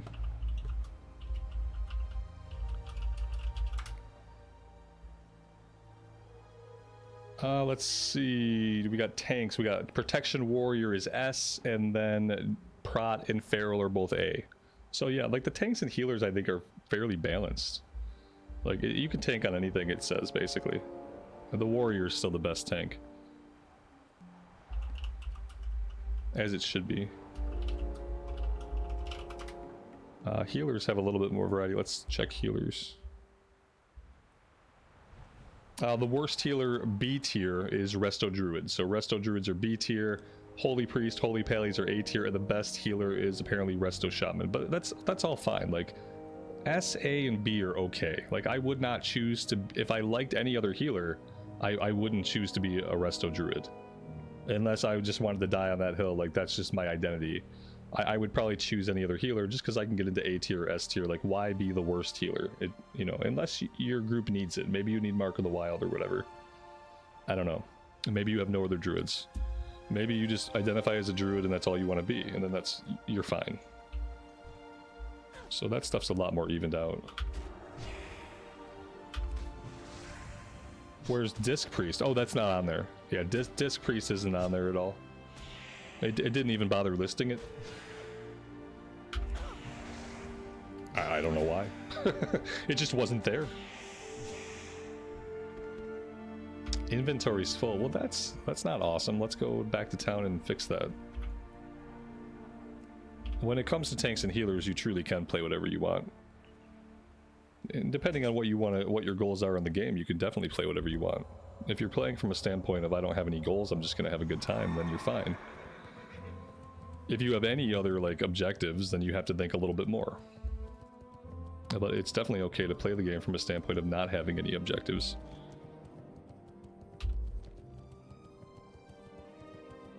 But again, in the situation where someone is telling themselves that they want to raid, but they're going to have to pug, well, then you're going to be much better off looking at the classes that are good and finding a spec that you like, instead of arbitrarily choosing something that could end up being a D tier or C tier. It would be, if you have an objective and that objective is to raid, then it makes much more sense for the value of your time and how much you're going to enjoy things to simply look at the standings and say, well, which of the classes that are doing well, do I like any of those specs? You know, can I see myself in a Destro Druid or a Destro Warlock? Although Destro Druid, Fire Druid might be fun. They should do like a Fire Druid build that's like a caster build where you don't look like a were-chicken. And you can just be like a badass, like fire feathers coming out of you or something, and then you just burn everything. Anyway, I got a little sidetracked there, but you guys get the idea.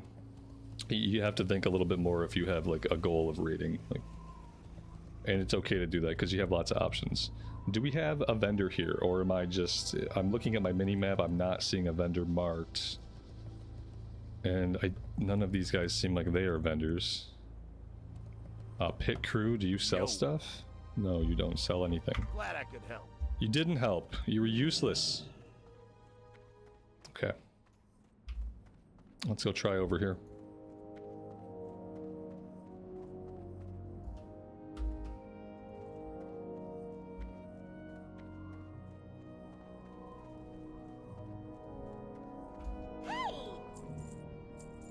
Hey yourself.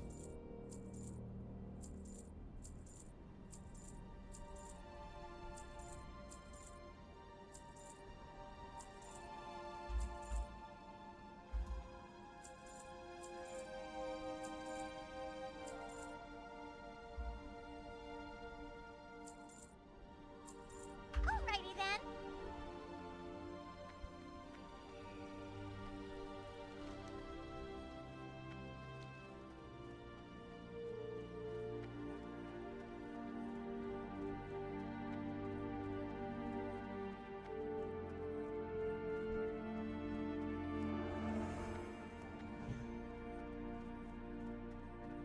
If you haven't looked at the tier list, you are not prepared.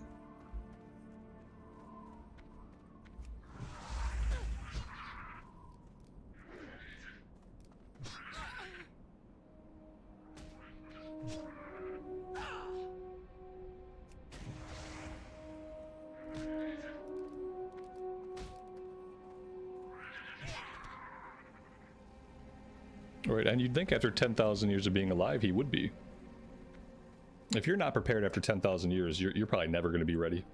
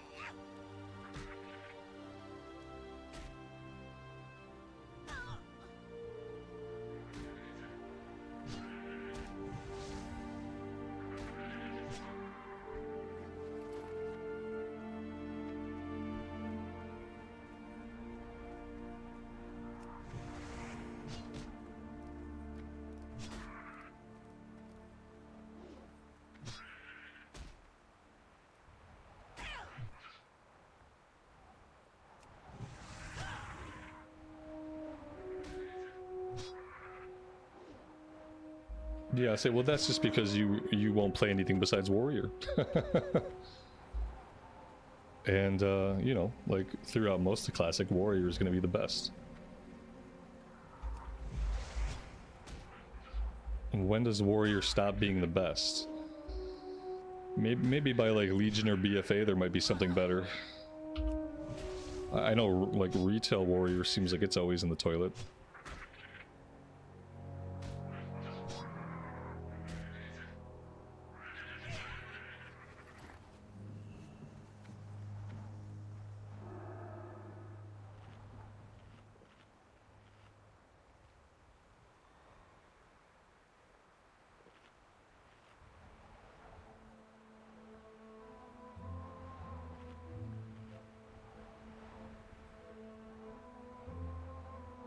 Retail warrior sucks. Yeah, and you know what else? Like, because I played one, I leveled one back in the Dragonflight era. I leveled the Night Elf warrior, and like it just didn't feel good.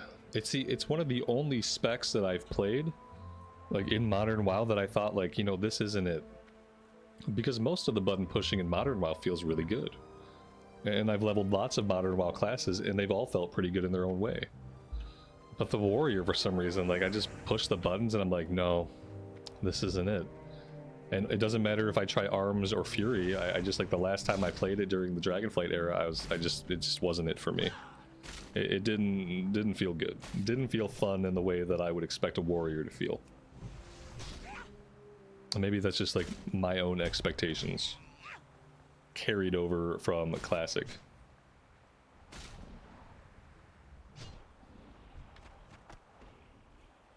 If I get to Mythics in Midnight, I would be shocked. I mean, I think I'm gonna play the campaign, because I bought the expansion, so I'm gonna do a leveling series with the campaign, the MSQ. And, you know, like, maybe I get to Mythics, but I don't know what the odds are of that. And the main thing is I know that, like, Season 1 Mythics are seemingly always the hardest to penetrate. It's always, like, very difficult to get into Mythics in the very beginning, like in the first season. And I didn't have the patience for it in The War Within. Even when I went back later, I think it was Season 3, we tried to do some Mythics, I still really didn't have patience for the way, like, Mythics felt. I really loved the Mythic system before they changed it in Season 4 of Dragonflight. I think that being able to progress through keys, like having more keys having more keys and being able to progress through lower level keys felt more gratifying than there being less keys. It just feels like there's less progress. It felt really good in Season 3 of Dragonflight. They converted me in that season. Like, I had avoided Mythics for the entire time they had been in the game since Legion. I had avoided Mythic 5-mans. Season 3 of Dragonflight won me over, but then in Season 4 of Dragonflight crushed my hopes and dreams because the new system is simply not gratifying to play through at a low level. And so eventually it becomes disinteresting as you feel like you can't make any progress in the season, and then you stop playing the season. And that's exactly what happened when I tried to go back and do Koresh. I tried to get into Mythics. It just didn't feel like I could progress, and it just felt bad. But we'll see. I don't have any goals for Midnight except that I will probably level through it, since I paid the $90 for it.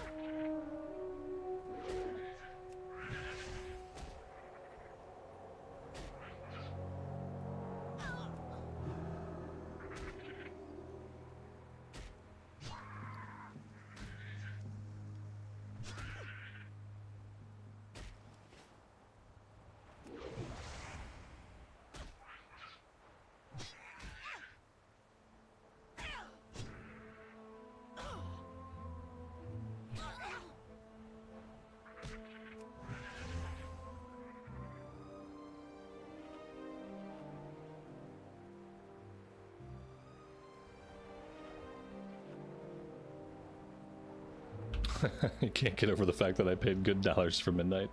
Well, I mean, as a content creator, I'm gonna make the money back, obviously. For me, in my position, it's an investment. And then it has the chance of, like, maybe I like it, you know? There's always the chance that I like it. Just like with Midnight, there was the chance that I would like it. And so, you know, I talk a lot of shit about the game because I have real concerns about it, but I always approach a new expansion from the outlook of, like, there's a possibility that I like something about it. I try to at least enjoy my time trying to get through the leveling campaign. That got harder and harder with Midnight because a lot of the Midnight story really just wasn't enjoyable for me. So, you know, with the War Within rather, but with Midnight, you know, maybe the influence of Metzen will be a little bit more visible. And I think when he came on board, Midnight probably was not as far along as the War Within was. The War Within story was probably already pretty baked in by the time they brought Metzen back, because the War Within story was simply a continuation of the Dragonflight story. But I think maybe in Midnight we'll start to see some more of his influence in things like storytelling and character development and stuff like that. But who knows? I mean, the last stuff that I saw from the most recent patch of the War Within, like the Valeria and Eretor stuff, was super cringe, and none of it hit the mark with me, like emotionally or narratively or anything. You know, and I'm a person and I'm a player who I've known those characters for a very long time. You know, I've known those characters for the entire time that they've existed in WoW. And the story, the dialogue, none of it really struck anything with me at all, except that it felt a little bit cringed, and it felt artificial, and it felt like all of it felt forced. And so my hope is that when the prologue chapter comes out for Midnight, which I think comes out this coming Tuesday, so maybe tomorrow. Is it tomorrow? I think the prologue chapter for Midnight comes out tomorrow, and I'm hoping to be able to read those quests and see any cutscenes, and I want to be able to sense like a good direction. I want to be able to have the story like resonate with me in some way, like have the characters resonate with me in some way, and so that's the hope. David, thank you for the super chat, man. The WoW Midnight Reimbursement Fund. That's kind of you. It feels corporate. Yeah, well, that's what I mean. I think when I say like it feels forced, I think that's what you're associating with something that feels corporate. Is somebody said, hey, we need you to write this scene. The scene is it's Eretor, it's Valeria, they're gonna talk about stuff, and like, so write the dialogue for me. This needs to be the end result of the dialogue, and go ahead, this is your sprint work for this sprint, you know, this is let's call it 20 hours of sprint work for you on the backlog. And then the writer guy, like, he just writes the dialogue, you know. He finishes his sprint work for the week, he turns it into his boss, it goes through peer review, hopefully it goes through editing. And then that goes to voice acting. Then the voice actors, they go to the little booth and they read the lines, whatever. Whoever does this, maybe they outsource it, and then then the coders put it into the game. It's just a process. It's all a process. The game development is kind of becomes this push button process, and that's where they're at.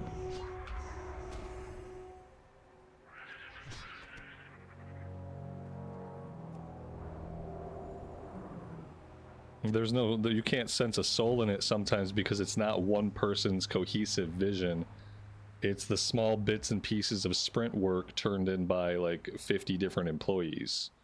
And so that's why when it comes to the story and the dialogue, it doesn't hit any of the proper chords of a story, because stories are like, when we think about books, like most good books are written by one person. It's one person who, like, a story has bloomed into their mind. These characters have bloomed into their mind, you know, and then they have put that onto the page. They have become a channel for this story that grew inside of them. And so those are the best stories, the ones that come out of a person's mind, whether it's because, you know, you believe that they have the imagination, or maybe they channeled the story from somewhere and they're just a conduit for telling it.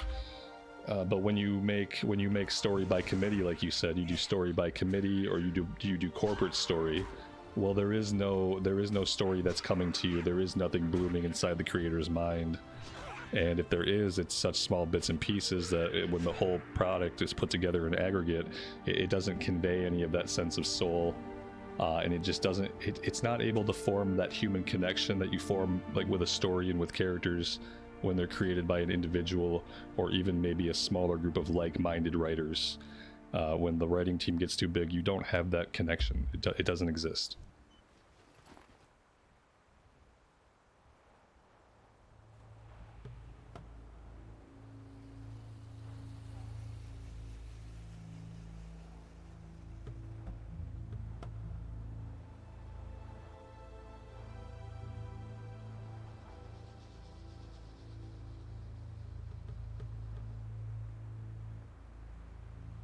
Am I explaining the retail story? No, I'm just explaining why the retail story is bad. That's what I'm doing. But you guys get the idea.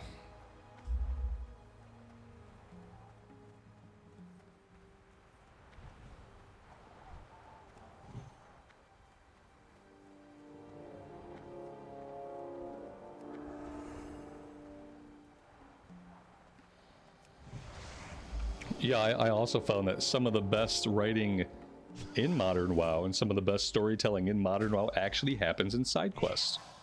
And coming back to what we just spoke about, a lot of times when it comes to like a chain of side quests, one writer wrote that stuff. You know, that was the chain of quests that person made. They made this quest chain.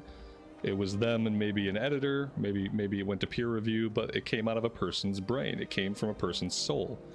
And so a lot of times in Modern WoW, those side quest areas and the side quest characters and the side quest stories actually feel more genuine and are actually able to form a better connection with a person than the main narrative.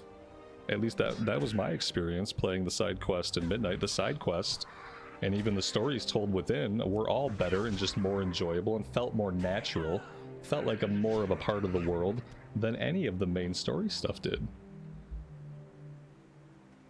It came from the mind of one person. It wasn't written by committee, pieced together like some kind of Frankenstein amalgamation.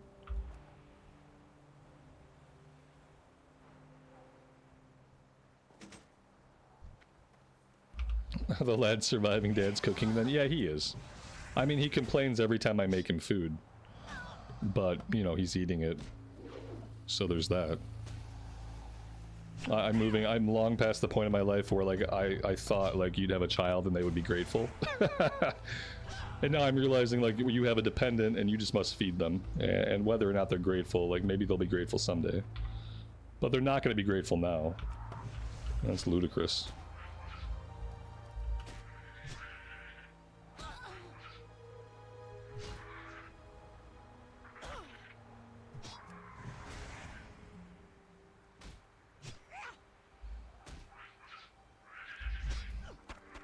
What you're sensing about the retail zones is an interesting thing, because the retail zones feeling, like you say, they feel plastic.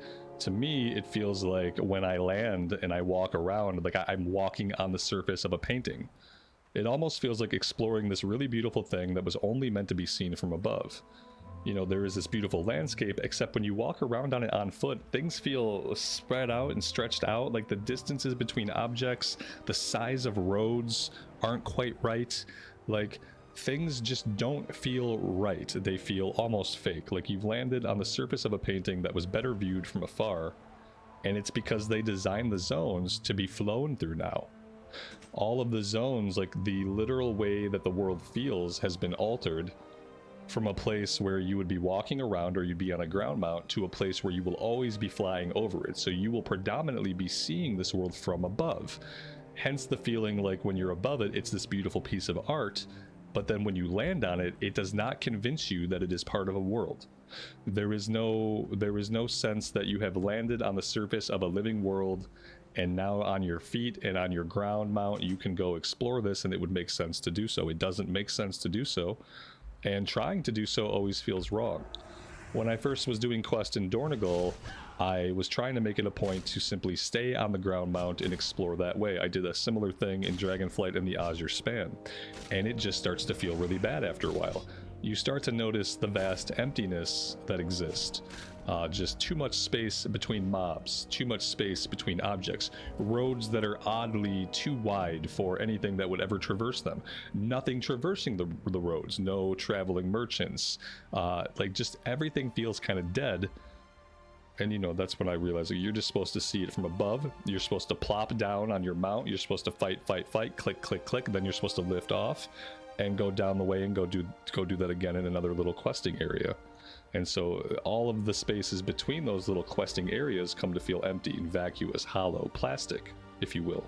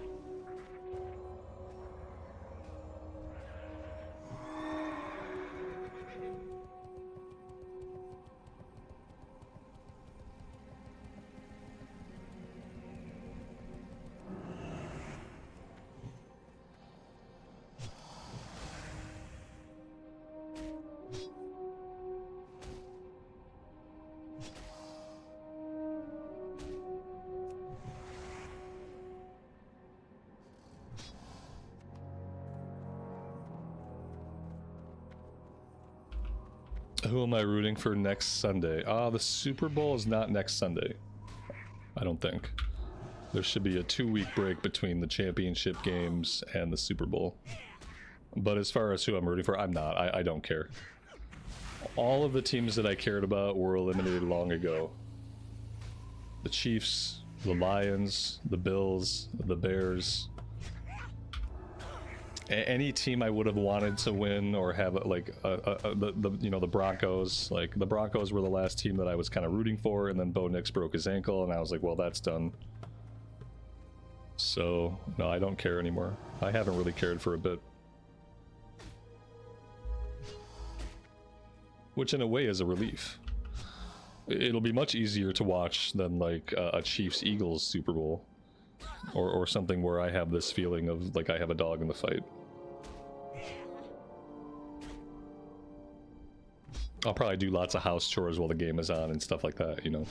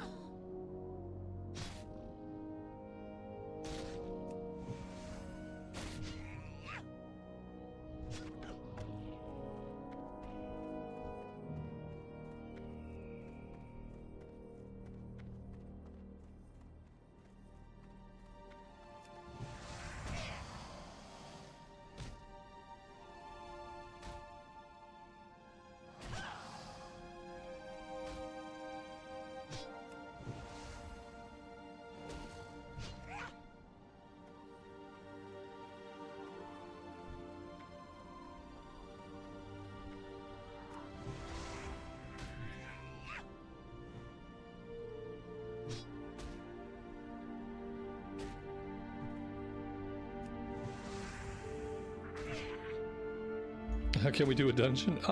Like we might be able to soon. What level are we? We're level 34. I don't know, because all we can really do is armory. And I'm a little bit hesitant to tank armory at level 34.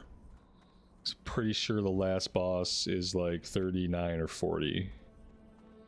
And I don't want to be in the situation where it's like Kite Herod time, where we have to kite Herod back and forth and back and forth and back and forth for 20 minutes. Because I can't hit him or hold aggro, and nobody can damage him because everybody's level 33. Seems like it could possibly just turn into a real shit show.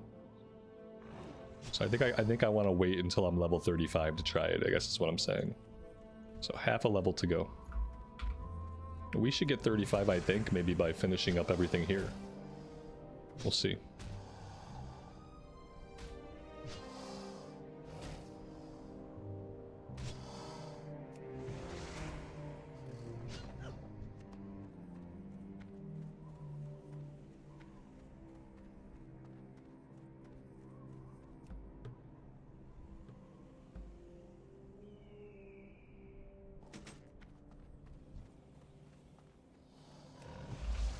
And then something else that we have to keep on our radar that is not normally on the radar is we have to keep Dustwallow Marsh in mind. Because we actually have some stuff to do in Dustwallow Marsh. They added a bunch of quests. They added like an entire hub and a bunch of quests in TBC. Oh, this is like soon. Yeah, like, so this is great. Oh, this is perfect. This alleviates the problem that you have, like at least getting into the 40s should be pretty easy. Because we have a ton of quests to do in Dustwallow that we can start doing like in 2 levels from now. And then we can go do a bunch of stuff out that way. And that's going to be great, because those quests did not exist in Vanilla era. So it's all bonus XP that we otherwise just wouldn't have access to. But I do Gnomer? No, we tried Gnomer once. Doing Gnomer once was... that was good enough for me. I'm satisfied with my Gnomer experience. I've never liked Gnomergon. And even on the Alliance side, I don't do it very much. Because I just have a particular deep down ingrained dislike of it.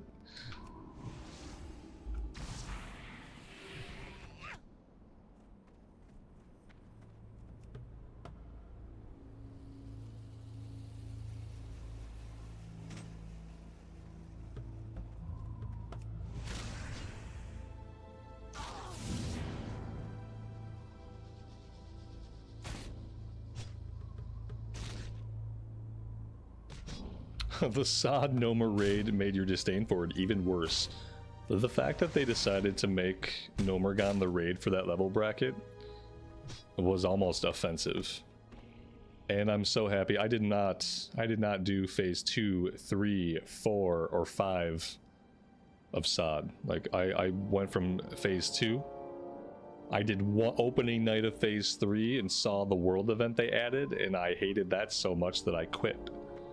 And then I didn't come back until the last, like the second to last phase or last phase, and it was very fun. I came back and did a melee hunter build with no pet.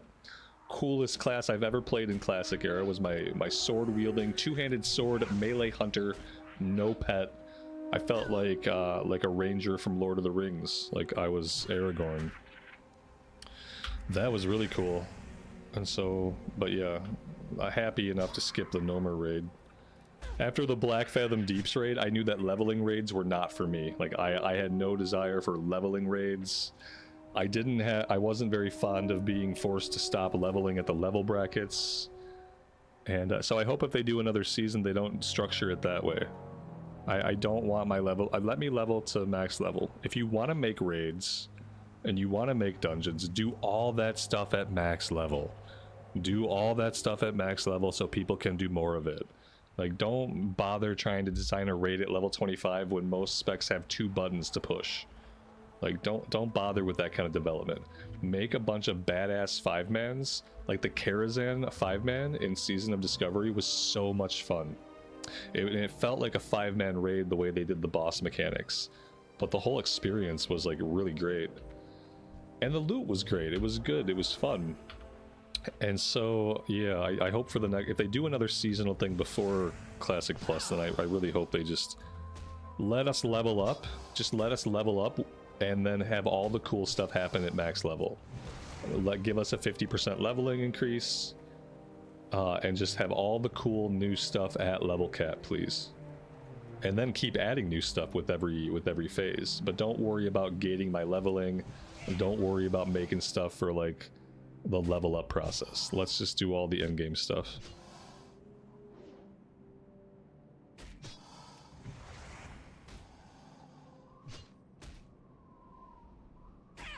Save the leveling improvements and the leveling stuff for Classic Plus. I guess that's my point. Like, don't bother designing any stuff for leveling in a season. Save all the stuff that you're going to put for the leveling experiences. Save all that stuff for Classic Plus. And then let a seasonal thing be about the endgame play. Because that's kind of what makes a season of Classic WoW different from like Classic WoW. Is that in a season, you have a ton of stuff to do at endgame and they keep adding like new stuff at endgame. I think they should do it that way.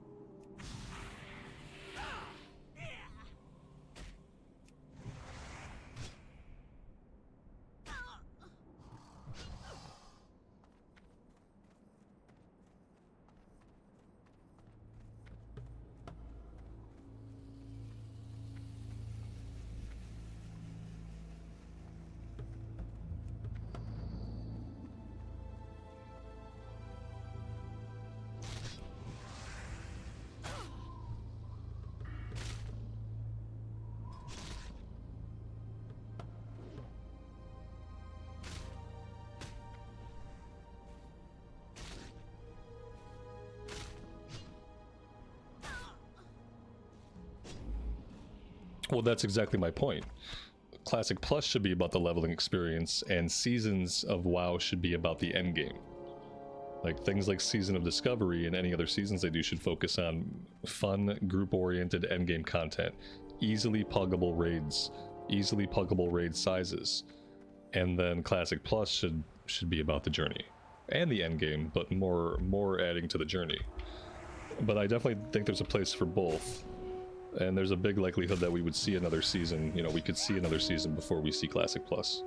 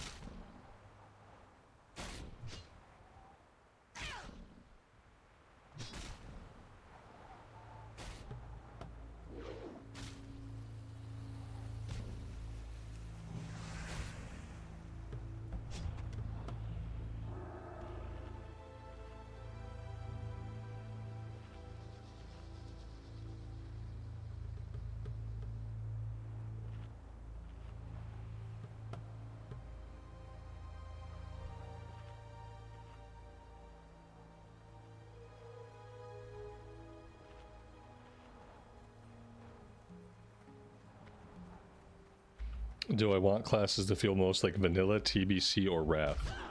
I mean, I want them to feel unique from all of those.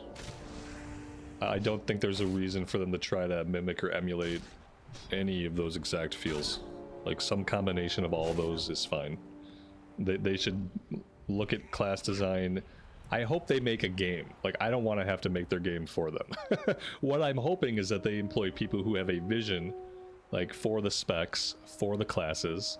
I hope they have people that have played classic WoW, and then I just want them to make a game. I don't need it to feel like specifically like any era, because I've got to play all those eras already. I want different stuff. I want stuff like the melee hunter with a two-handed sword. You know, I want stuff like the mage time healing. Like, I want different stuff that doesn't feel like things from any of those eras. You know, I want things like a tinker class. I'd love to see like a more classic and broken down version of a monk or a death knight, but I hope that they just have a vision for what combat's going to feel like overall, because it has to be something that feels good as it grows. It has to be something that feels good as it grows in its own direction, without being something that became more modern over time. Like, when Classic Plus gets expansions, unlike when WoW got expansions, things got more modern. Things changed drastically when it comes to how buttons feel to be pressed. So they need to create a system that allows for the button pressing to feel the same across multiple expansions, but while letting the classes and the specs grow. So, like, how do you do that? How do you let the classes and the specs grow in power without the button pressing coming to feel more like a modern MMO? Like, that's what they have to solve for. And, like, solving for that is going to inform how the button pressing feels to begin with, because they have to go with something that's sustainable and able to be grown, but also keeps the same gameplay vibe. And I don't know what that is, because I'm not an awesome game designer. They'll have to figure it out.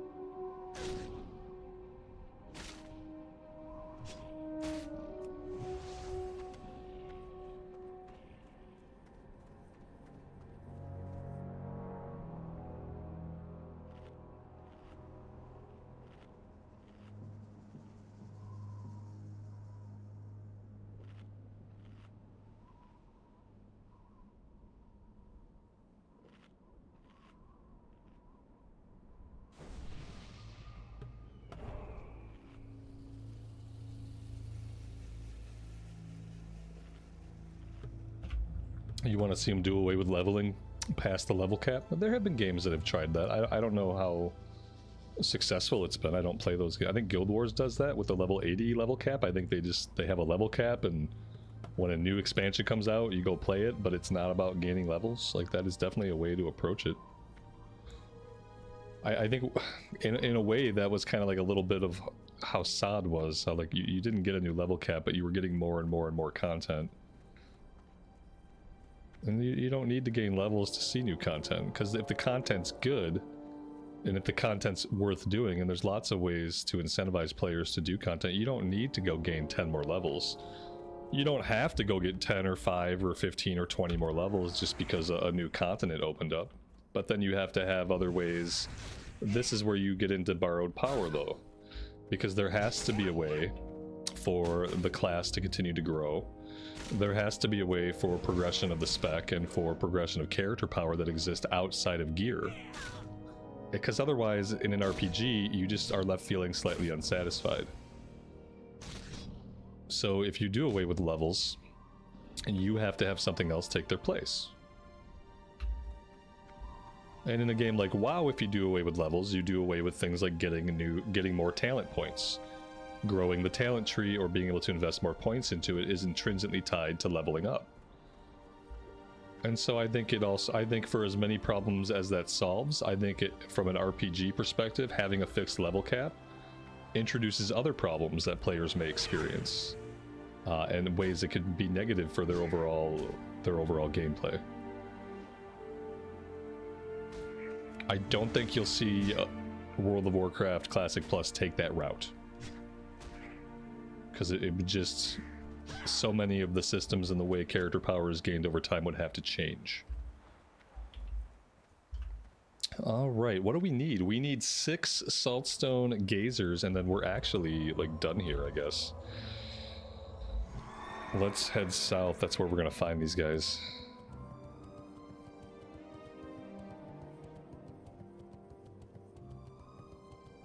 No, what he's saying is, let's say you hit 60, okay? You're at 60, then TBC comes out. Okay, let's just imagine TBC comes out, but there's no level cap increase. TBC comes out, Outland opens up, the questing is available, the 5-mans are available, the loot's available, the raids become available, but you don't gain character levels. Now, obviously in WoW right away, like I said, there's problems with that. You know, how am I going to get new abilities? Where are those going to come in? Are they now just added because now I got them at level 30, but I was past level 30 when the change came in? Like, so how do I get new abilities? What about my talents? So I can't expand my talents anymore. We can't add new talents. We can't get more powerful in the talent build. That's removing a huge part of character progression. You can't simply make that kind of change in a game like WoW, because the game itself has to be designed like that from the onset. And so you wouldn't have things like talent trees where you get points based on leveling up and stuff like that. Like, you just wouldn't have a talent tree system in a version of the game where you were not going to continually grow the level cap. Because over time, having that system would make no sense, because it would become a dead system as soon as you spent all the 1 to 60 points. You don't want a dead system hanging out in your game. So from a design standpoint, the system would never be added to begin with. Like I said, it's an interesting concept, and other games have done it, and so it can work. I just don't think you'll see WoW do anything like that. If they were to do something like that, they're going to do it in retail.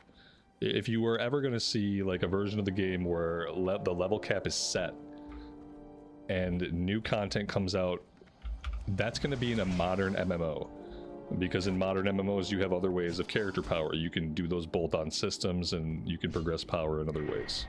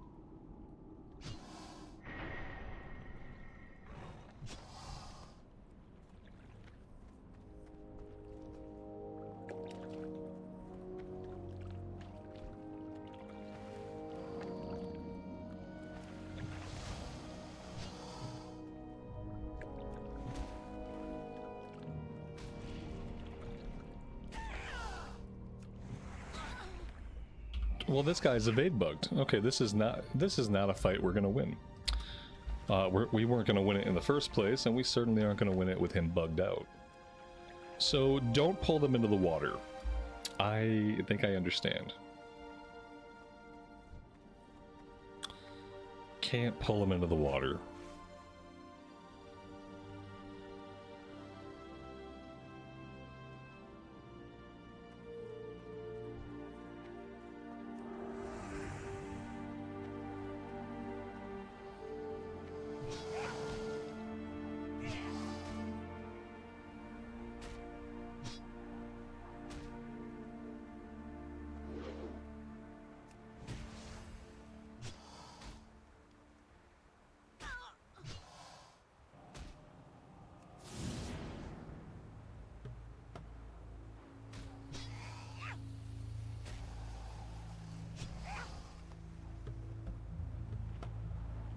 I tell you, you do a little bit of seal weaving, and you blow through mana so effing quick.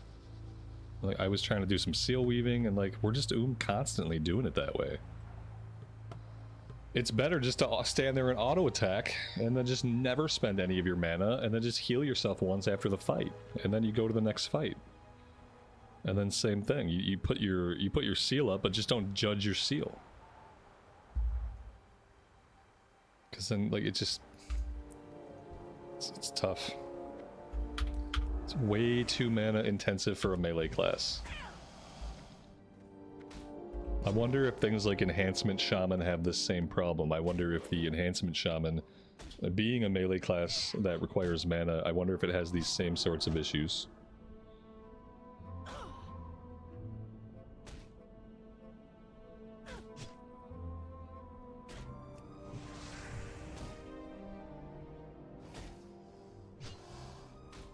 The shamans drink a lot too.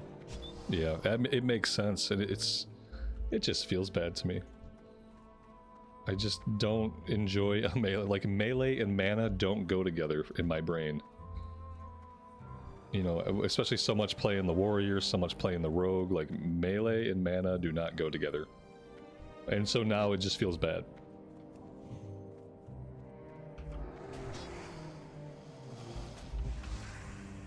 It's like, as a caster, I don't mind mana, but it feels like casters have better ways of recovering their mana.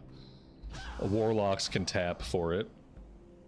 Mages get that one spell that regenerates like their entire mana bar. I forget what it's called.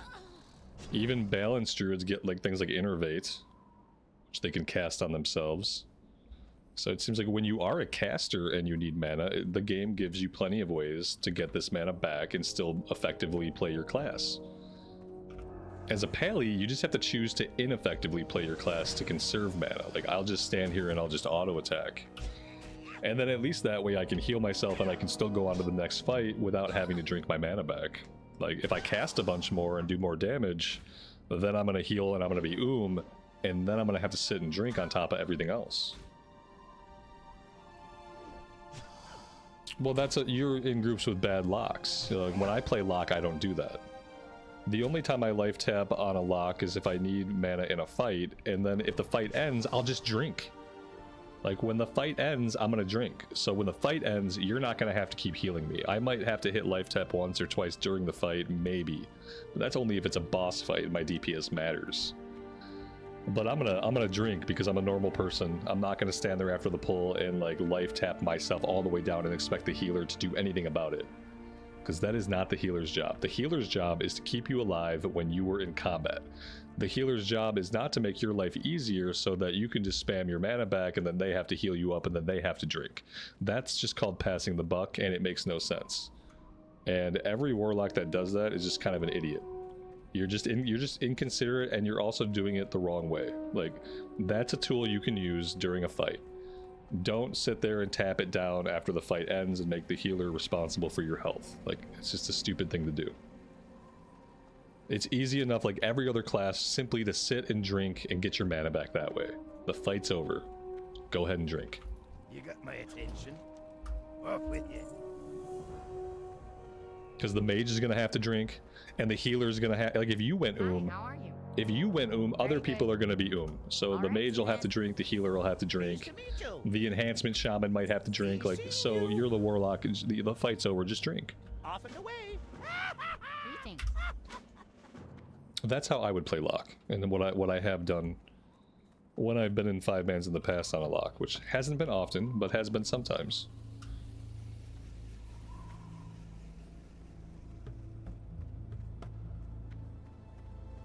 That could just be because I've played healer so much in the past.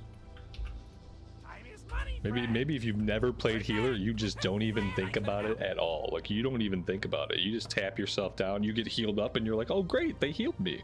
Like, you don't realize what a nuisance you're being by going about it that way, maybe, if you've never played healer before. Because then to you, the healer is just some robot who's there to spam you and keep you up. Go in. You know, you have no empathy because you've never healed. So that's a possibility. Either way, it kind of makes you a dick, even if it's out of ignorance. We have finished the Shimmering Flats quest, and we are not level 35. But we don't have anything else we can do here. We do have a quest to turn in. At least I thought, oh yeah, right here in Ratchet. Like, we can go turn that one in. That's not really like a big deal, but we might as well go do that because we might be getting back on the boat anyhow. Other things we could think about. I don't really want to do to be honest, guys, I don't really have any desire to do Desolus. I really don't, and I think it'll be okay for us to skip it. I just don't really have any desire to go there. So, yeah.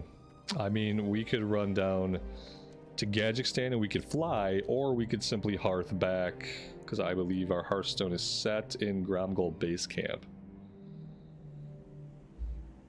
What about Arathi? There's some stuff we could do in Arathi. There's a couple of things left to do in like the Alterac Highlands or Hillsbred area. Then there's Arathi stuff.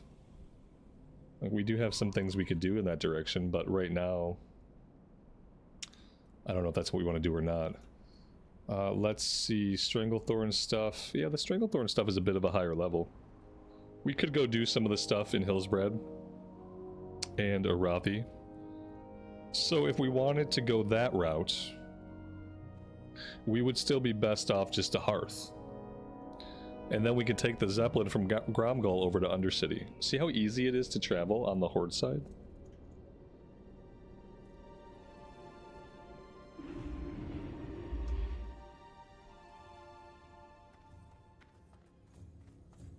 Let's vendor. Loktar.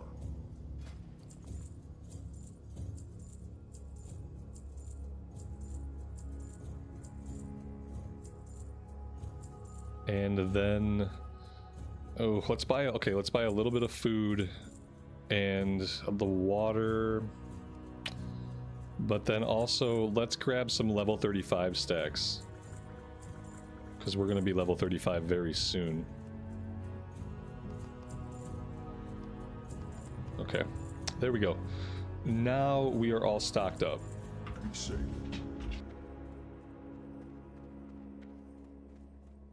I'm gonna wait till 35 to think about tanking armory. I can't even equip the loot, I don't think, until I'm like level 37 or 38, so what's the point? You know, I go kill the last boss. What's up? I don't know what Zep is which. Oh, this is Undercity. For real. This is what we want, I'm pretty sure. I really wish they would put the banners in. The banners are a really nice addition.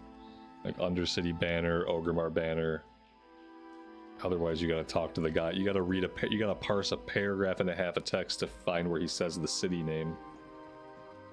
Pretty sure we're going to Undercity. We could just as easily end up over in Orgrimmar. I don't know.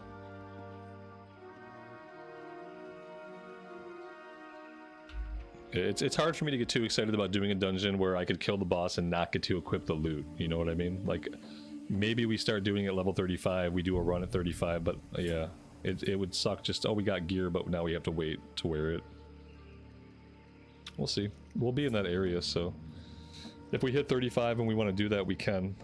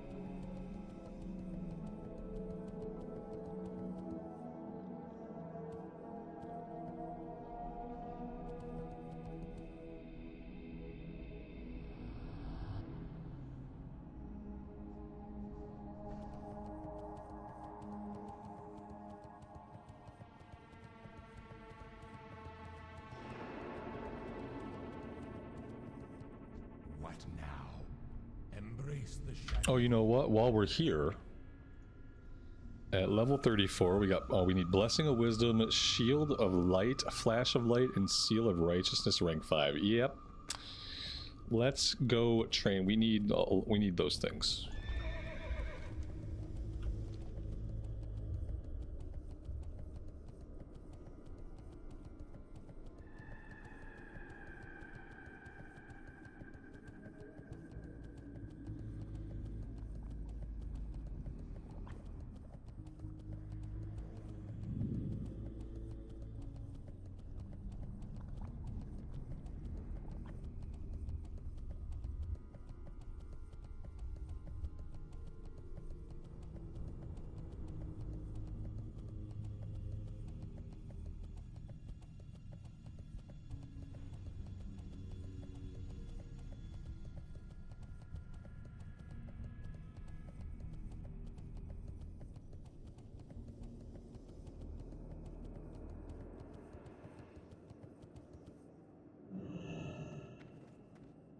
We are the Forsaken.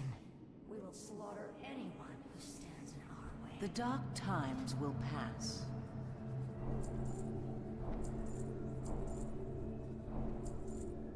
Salama Ashalanore.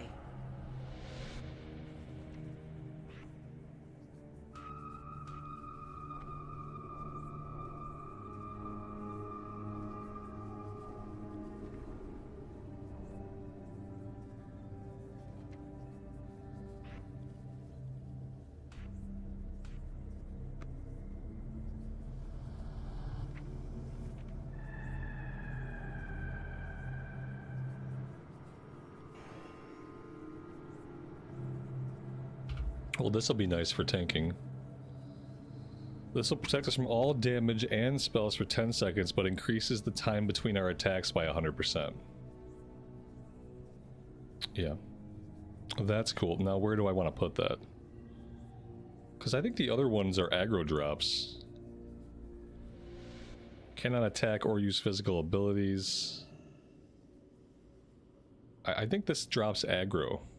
And then Blessing of Protection is just physical attacks. Yeah, I think Divine Shield is the one we want to pop when we're taking too much damage as a tank. And not really so much the other ones. Gonna have to put you here for now.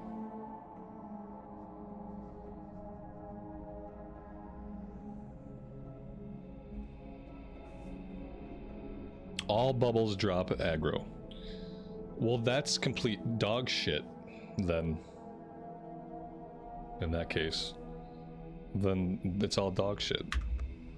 Which makes sense for the Pally tank. I feel like I've been eating a lot of that.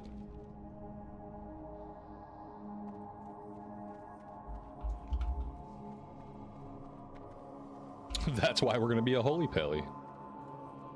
Mm-hmm.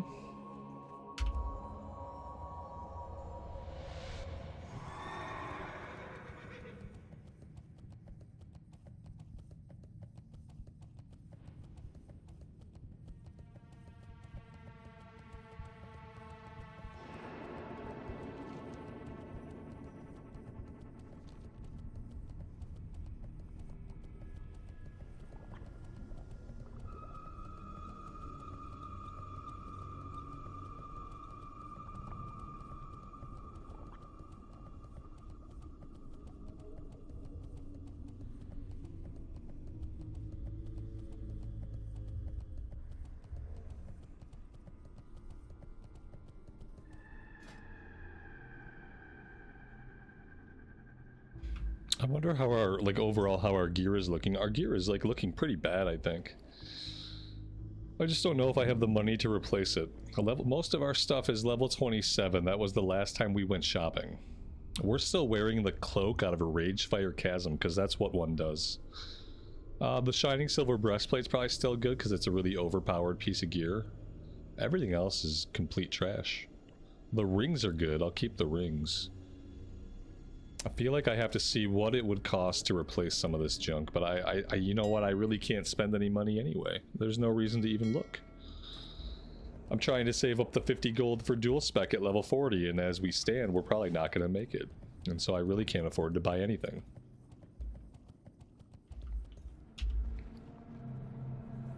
And I don't have any other gold here on the Horde side. I have a level 40 Warlock. They have 6 gold, but they may need that someday since Warlocks are doing really good right now. That level 40 Warlock might get playtime eventually. I don't want to like rob them blind, take all their stuff. Alright, while I'm in flight, I'm gonna go get a little bit more coffee for the afternoon. I'll be right back.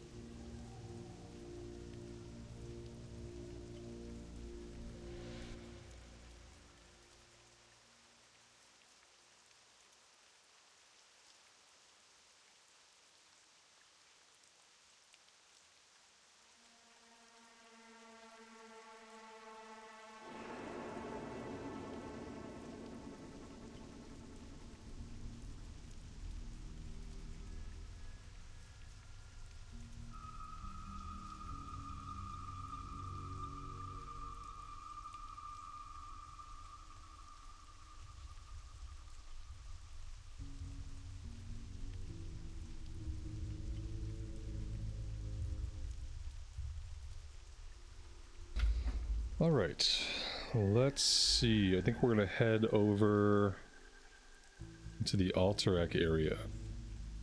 Or we can go kill Yetis. Let's check out the Yeti situation. Maybe we can do both of these at once.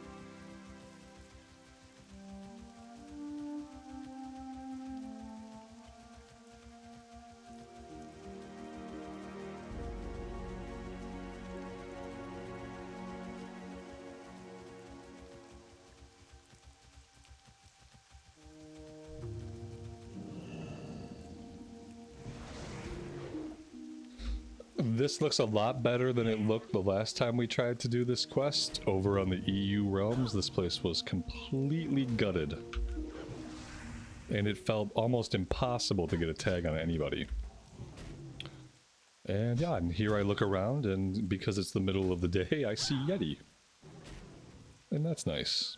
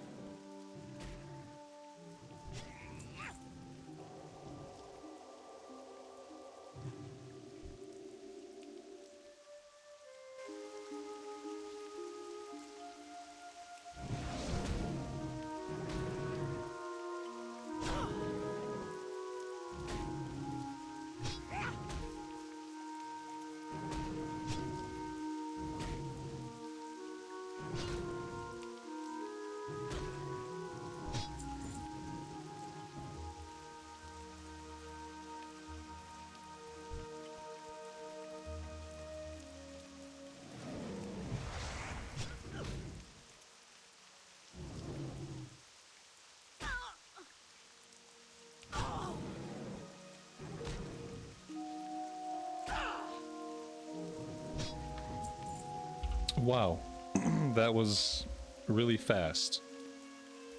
It happened so fast that I feel kind of gypped. I think we're gonna stay here for a bit and grind on these Yeti until we feel a little bit better about our amount of kill XP.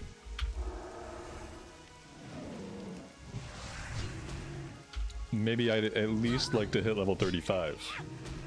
We'll see. Maybe that's not realistic. But we're gonna hang out here for a minute and kill these guys. They're level 31, so maybe they're just not even worth a ton of XP, but it feels okay.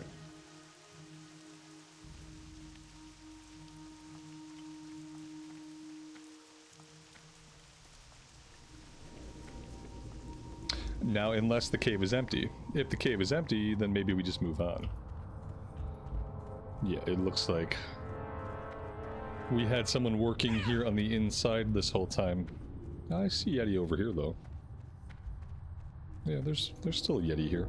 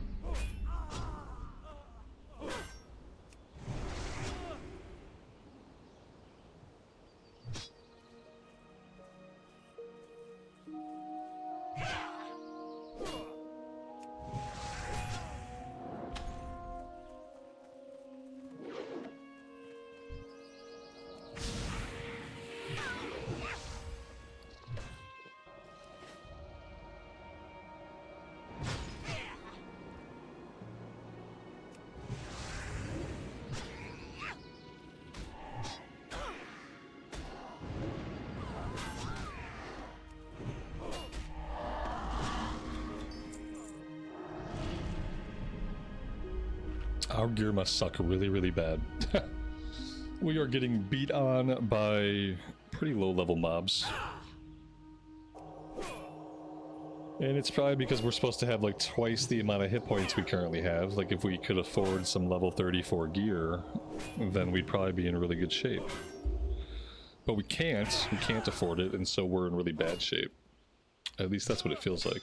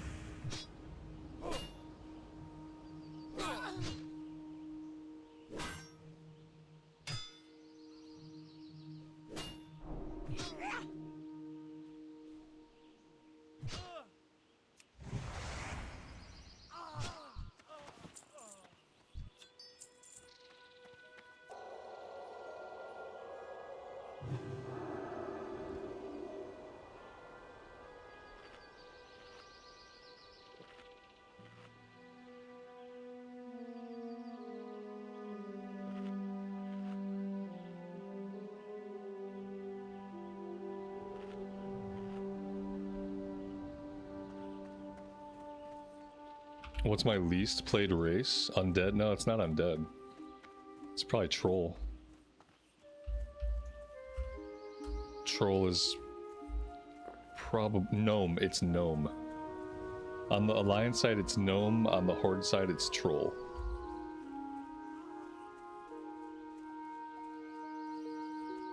We played our share of Forsaken Priests and Forsaken Warlocks.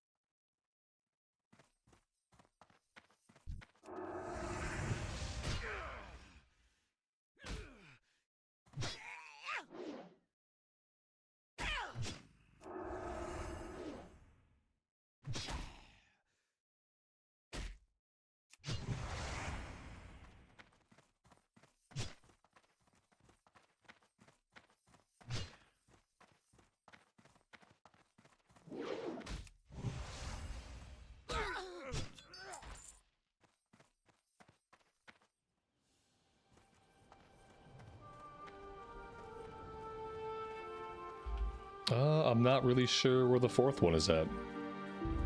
Questie thinks it's over here somewhere. We already killed the guy in this house. Maybe there's... We killed one guy in the courtyard, we killed another guy in the house. Like, where does it think this item is at?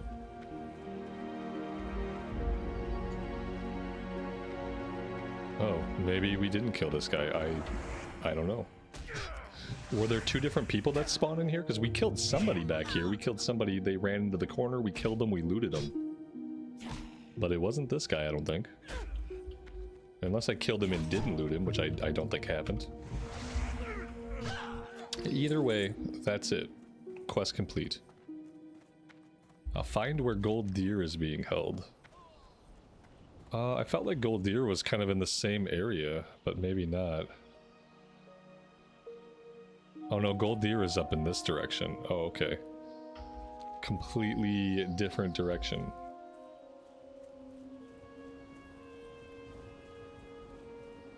So am I done in this area? No, I need worn stone tokens. Why am I not tracking this quest?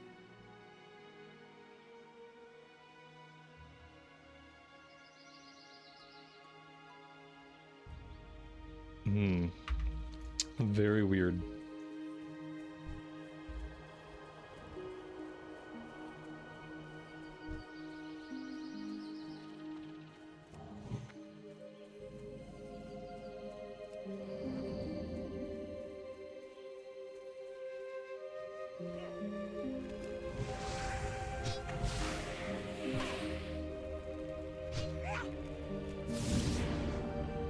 No mount, question mark?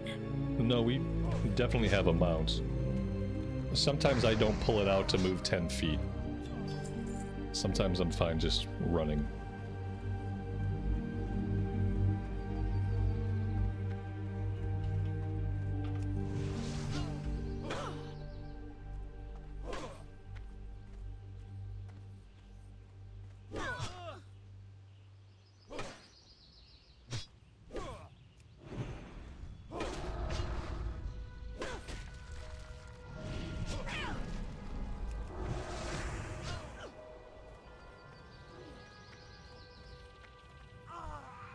Oh, that's not gonna be okay.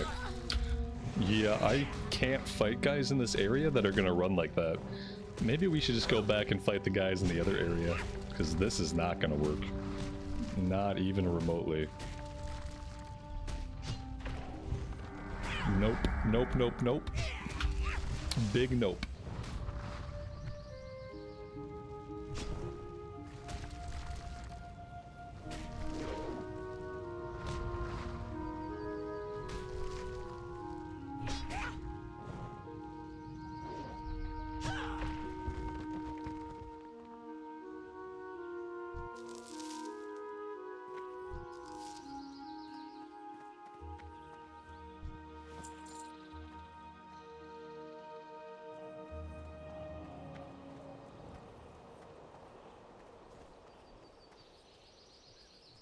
If we can fight the humans over here, that'll be easier, I think.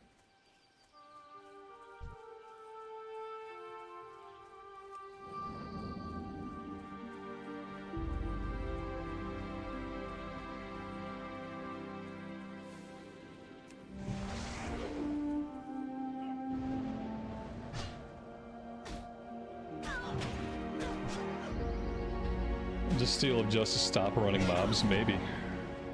It's possible.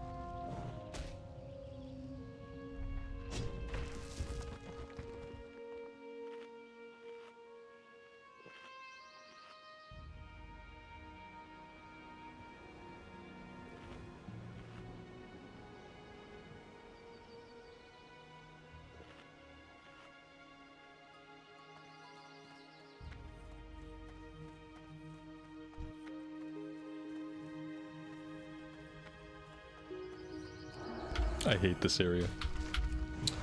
Very annoying area.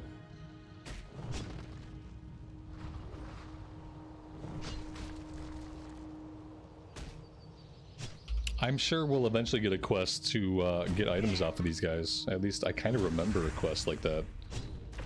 Obviously we don't have it now, because why would we?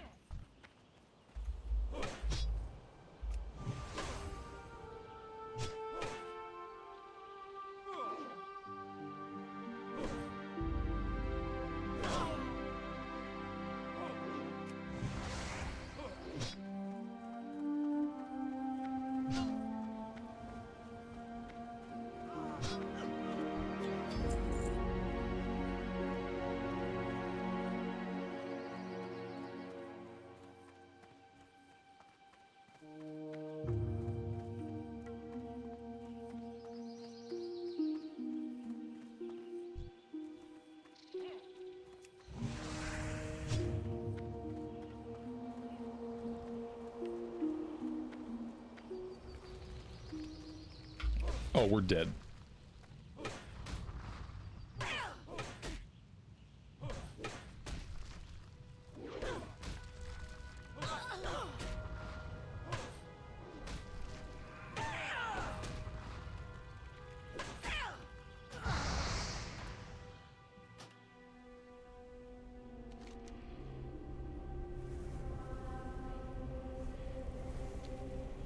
Oh, wow. Oh, this is a great, this is a great place to be. Oh, the best thing about this is that there's not even a spirit healer here. Oh, we're fucked.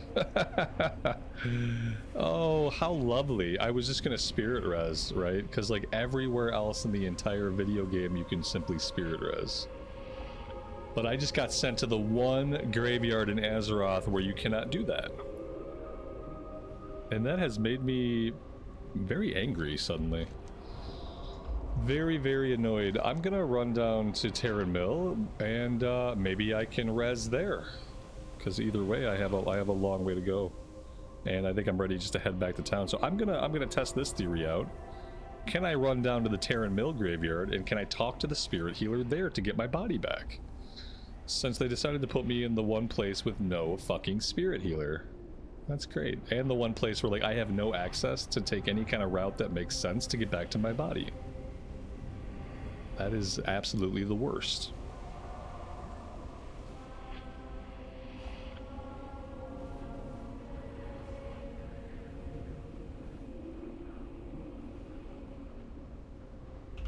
Neither did I. I have never encountered a single graveyard in the entire game that didn't have a spirit healer.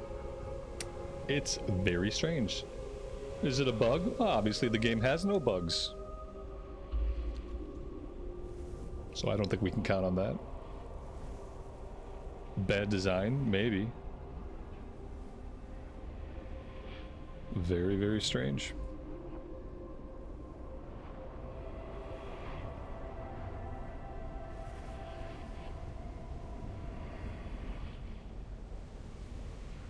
We'll go quest in that area when we're like level 38 or 39. When I can kill the mobs there in a couple of hits, then we'll go back and try to finish that quest. Right now, that area is just too bothersome to deal with. We definitely need some better gear. I'm gonna have to give up on the dream of dual spec, and we're gonna have to spend all of this gold on better equipment because I am just sick of getting kicked around. Here we go. Maybe she'll give us our body back. Yes. There you go.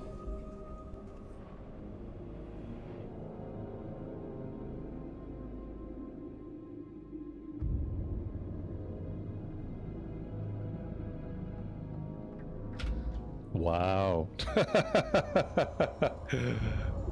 Wow. Okay. Did I wind up back at the original graveyard? You're damn right I did. Yes, I did.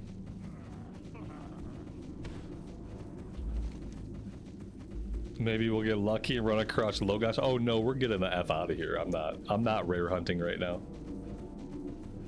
I've hunted that guy before. You can never find him. It's a fool's errand to try to hunt for him.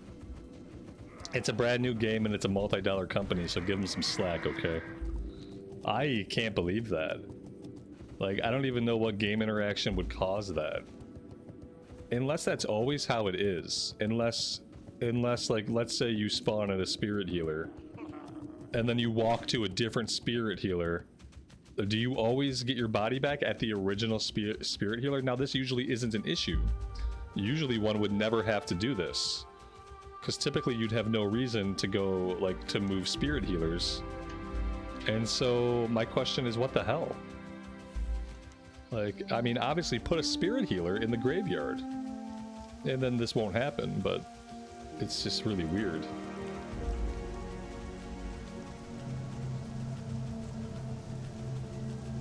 I have 16 minutes on my Hearthstone, but that's set back in Gromgol. I don't want to go back to Gromgol anyway.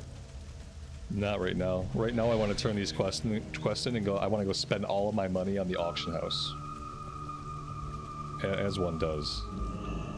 That better be good. That's what I want to do right now. Our time will come.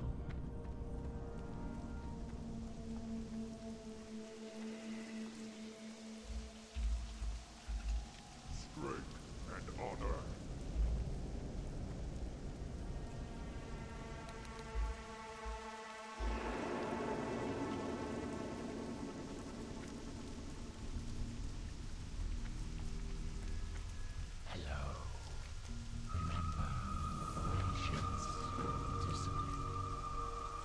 I have to admit, when I clicked to get my body back and I appeared in that back in the same graveyard, I had the strong urge to Alt F4. It was the first time in like a decade that I've had the urge to just rage quit out of the game for a while. But I didn't do it.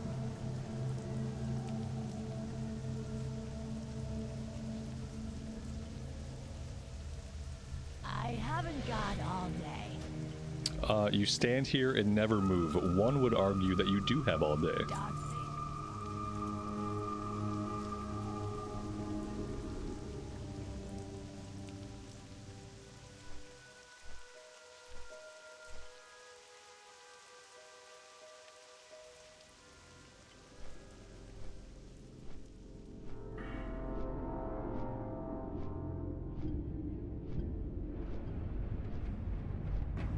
I think I'm gonna respec too. I think my spec is all over the place.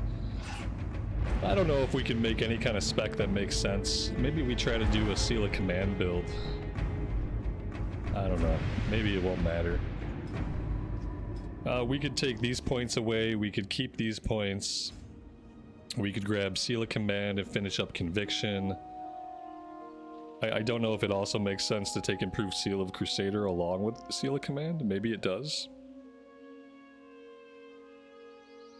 Yeah, I don't know. Like we could try a respec. We got a free one coming, so we could try Seal of Command. In the past, I have not been very impressed by Seal of Command. Maybe it's better in BC.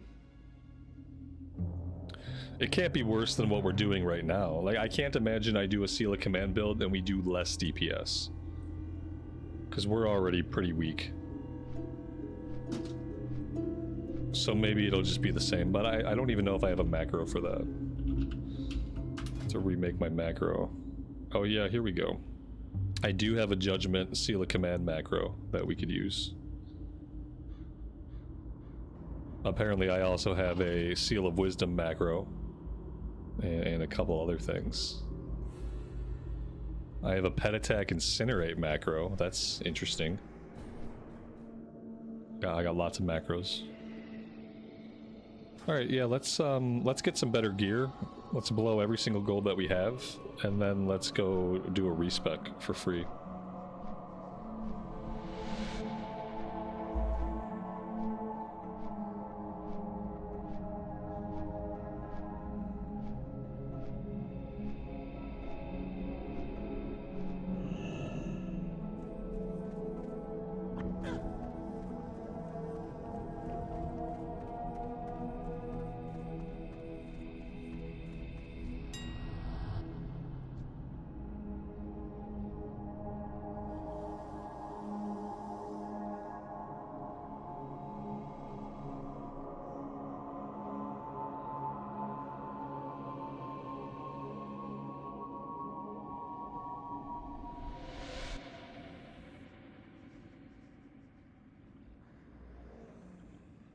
We could do something wonky, like we could do like a complete of the Eagle build.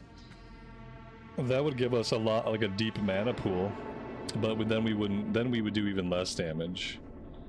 I don't know if I'm comfortable doing less damage than we already are doing. Let's grab this. That did not do anything. There we go.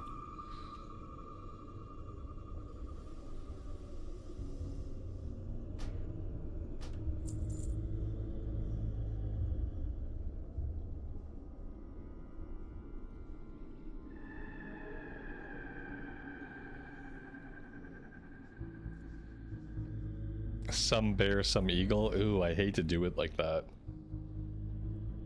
I mean, it makes sense, but... oh, like maybe if we can't get a good of the bear piece, maybe then I would take an of the eagle, but... I don't like to split it up like that. I don't know.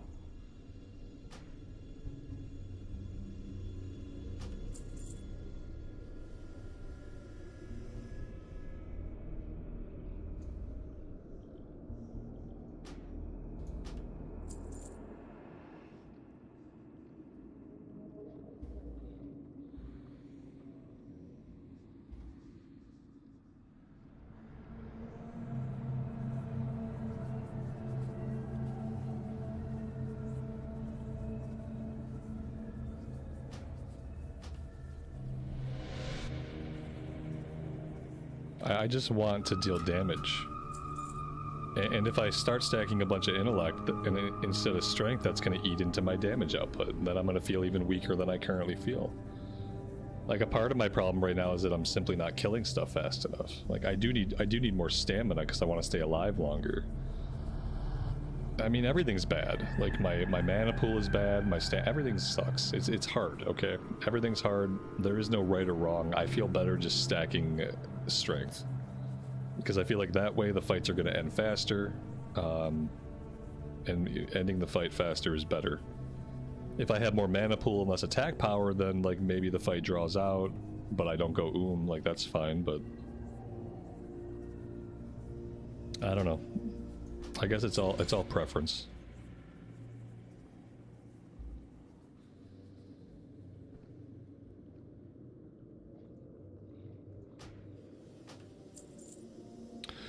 Alright, that is just about everything we can do. Like, we could check for weapons, I just doubt we're gonna find any weapons that are better than what we have that we can actually afford. Because we can't afford much, let's be real. I mean, we might be able to afford something like that. 2.9 speed is no good. That's why it's so cheap. We don't need a 2.9 speed, especially if we want to try Seal of Command. I think we want a slower weapon. The slower weapons cost 70 gold, so we definitely can't afford that. Here's the massive Iron Axe we talked about. Even that's 8 gold. This might be an upgrade, maybe. I don't know if 11 strength is greater than 22 attack power. Do we get 2 attack power for every 1 point of strength? Is that how it works? I mean, if so, this would be 22 attack power, which would be a little better. 3.3 is, I mean, it doesn't get much fucking slower than that. I can do a 3.5 or a 3.8, you know, I don't have a lot of options. I don't think this is worth the 8 gold, to be honest. Let's check swords. Nothing we can afford for swords. Check maces. I mean, this has higher top and higher DP. I mean, this might be better. I'm gonna buy this. 3.4, 133 top end, 15 stamina against our 10 stamina, and we get the same 20 attack power that we already have.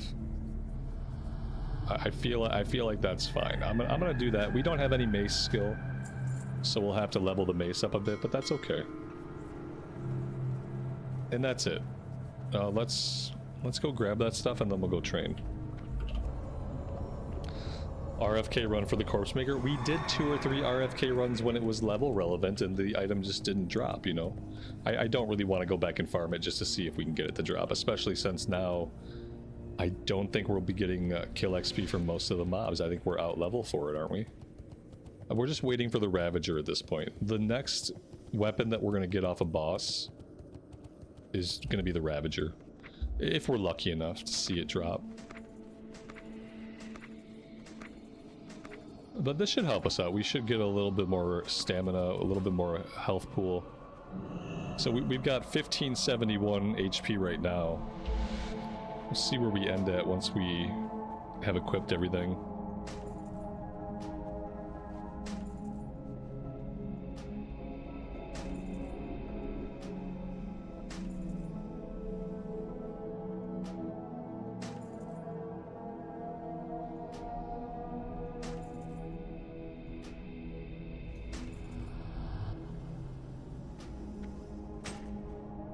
We're up to 1801, so about 250, 260 more HP, somewhere in that ballpark. That's pretty good. Our chest piece and leg piece kind of match each other now, sort of. At least they kind of look like they line up, so that's nice. And we have a shovel, and like, what Pally doesn't want to run around with a shovel on his back? So there we go. That's our new look. We are a sexy shoveler, I guess.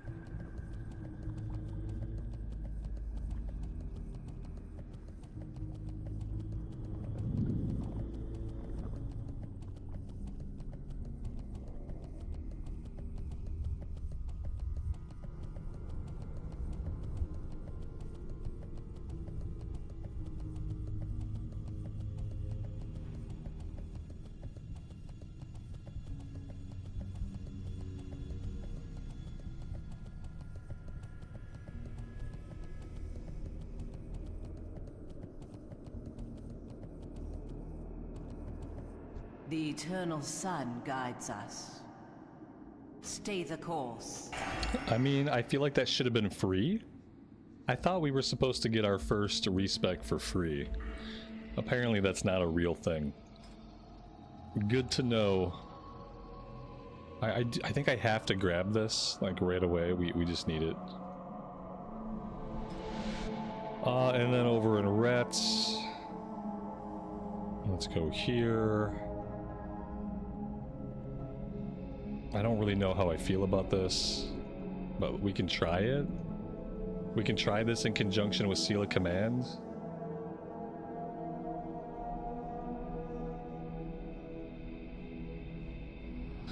Increase all damage against humanoids, demons, and undead and elementals, but not beasts. So, like, okay, like, that's okay. But not beasts. I think I have to come back up here, though. And then... we'll start putting points into two-handed weapon spec. And then I will do this. Let's replace the macro. And there we go. There's our shovel, Seal of Crusader, Seal of Command build. And it was Shovel Knight. Nice Shovel Knight reference. And then we'll see how this goes. We will see how this goes for next time, guys. I am all out of time for today. Thank you all very much for hanging out with me and for all the support. I really do appreciate it. And as always, take care of yourselves out in the real world and take care of each other. And we will see you back here again very soon. Bye for now.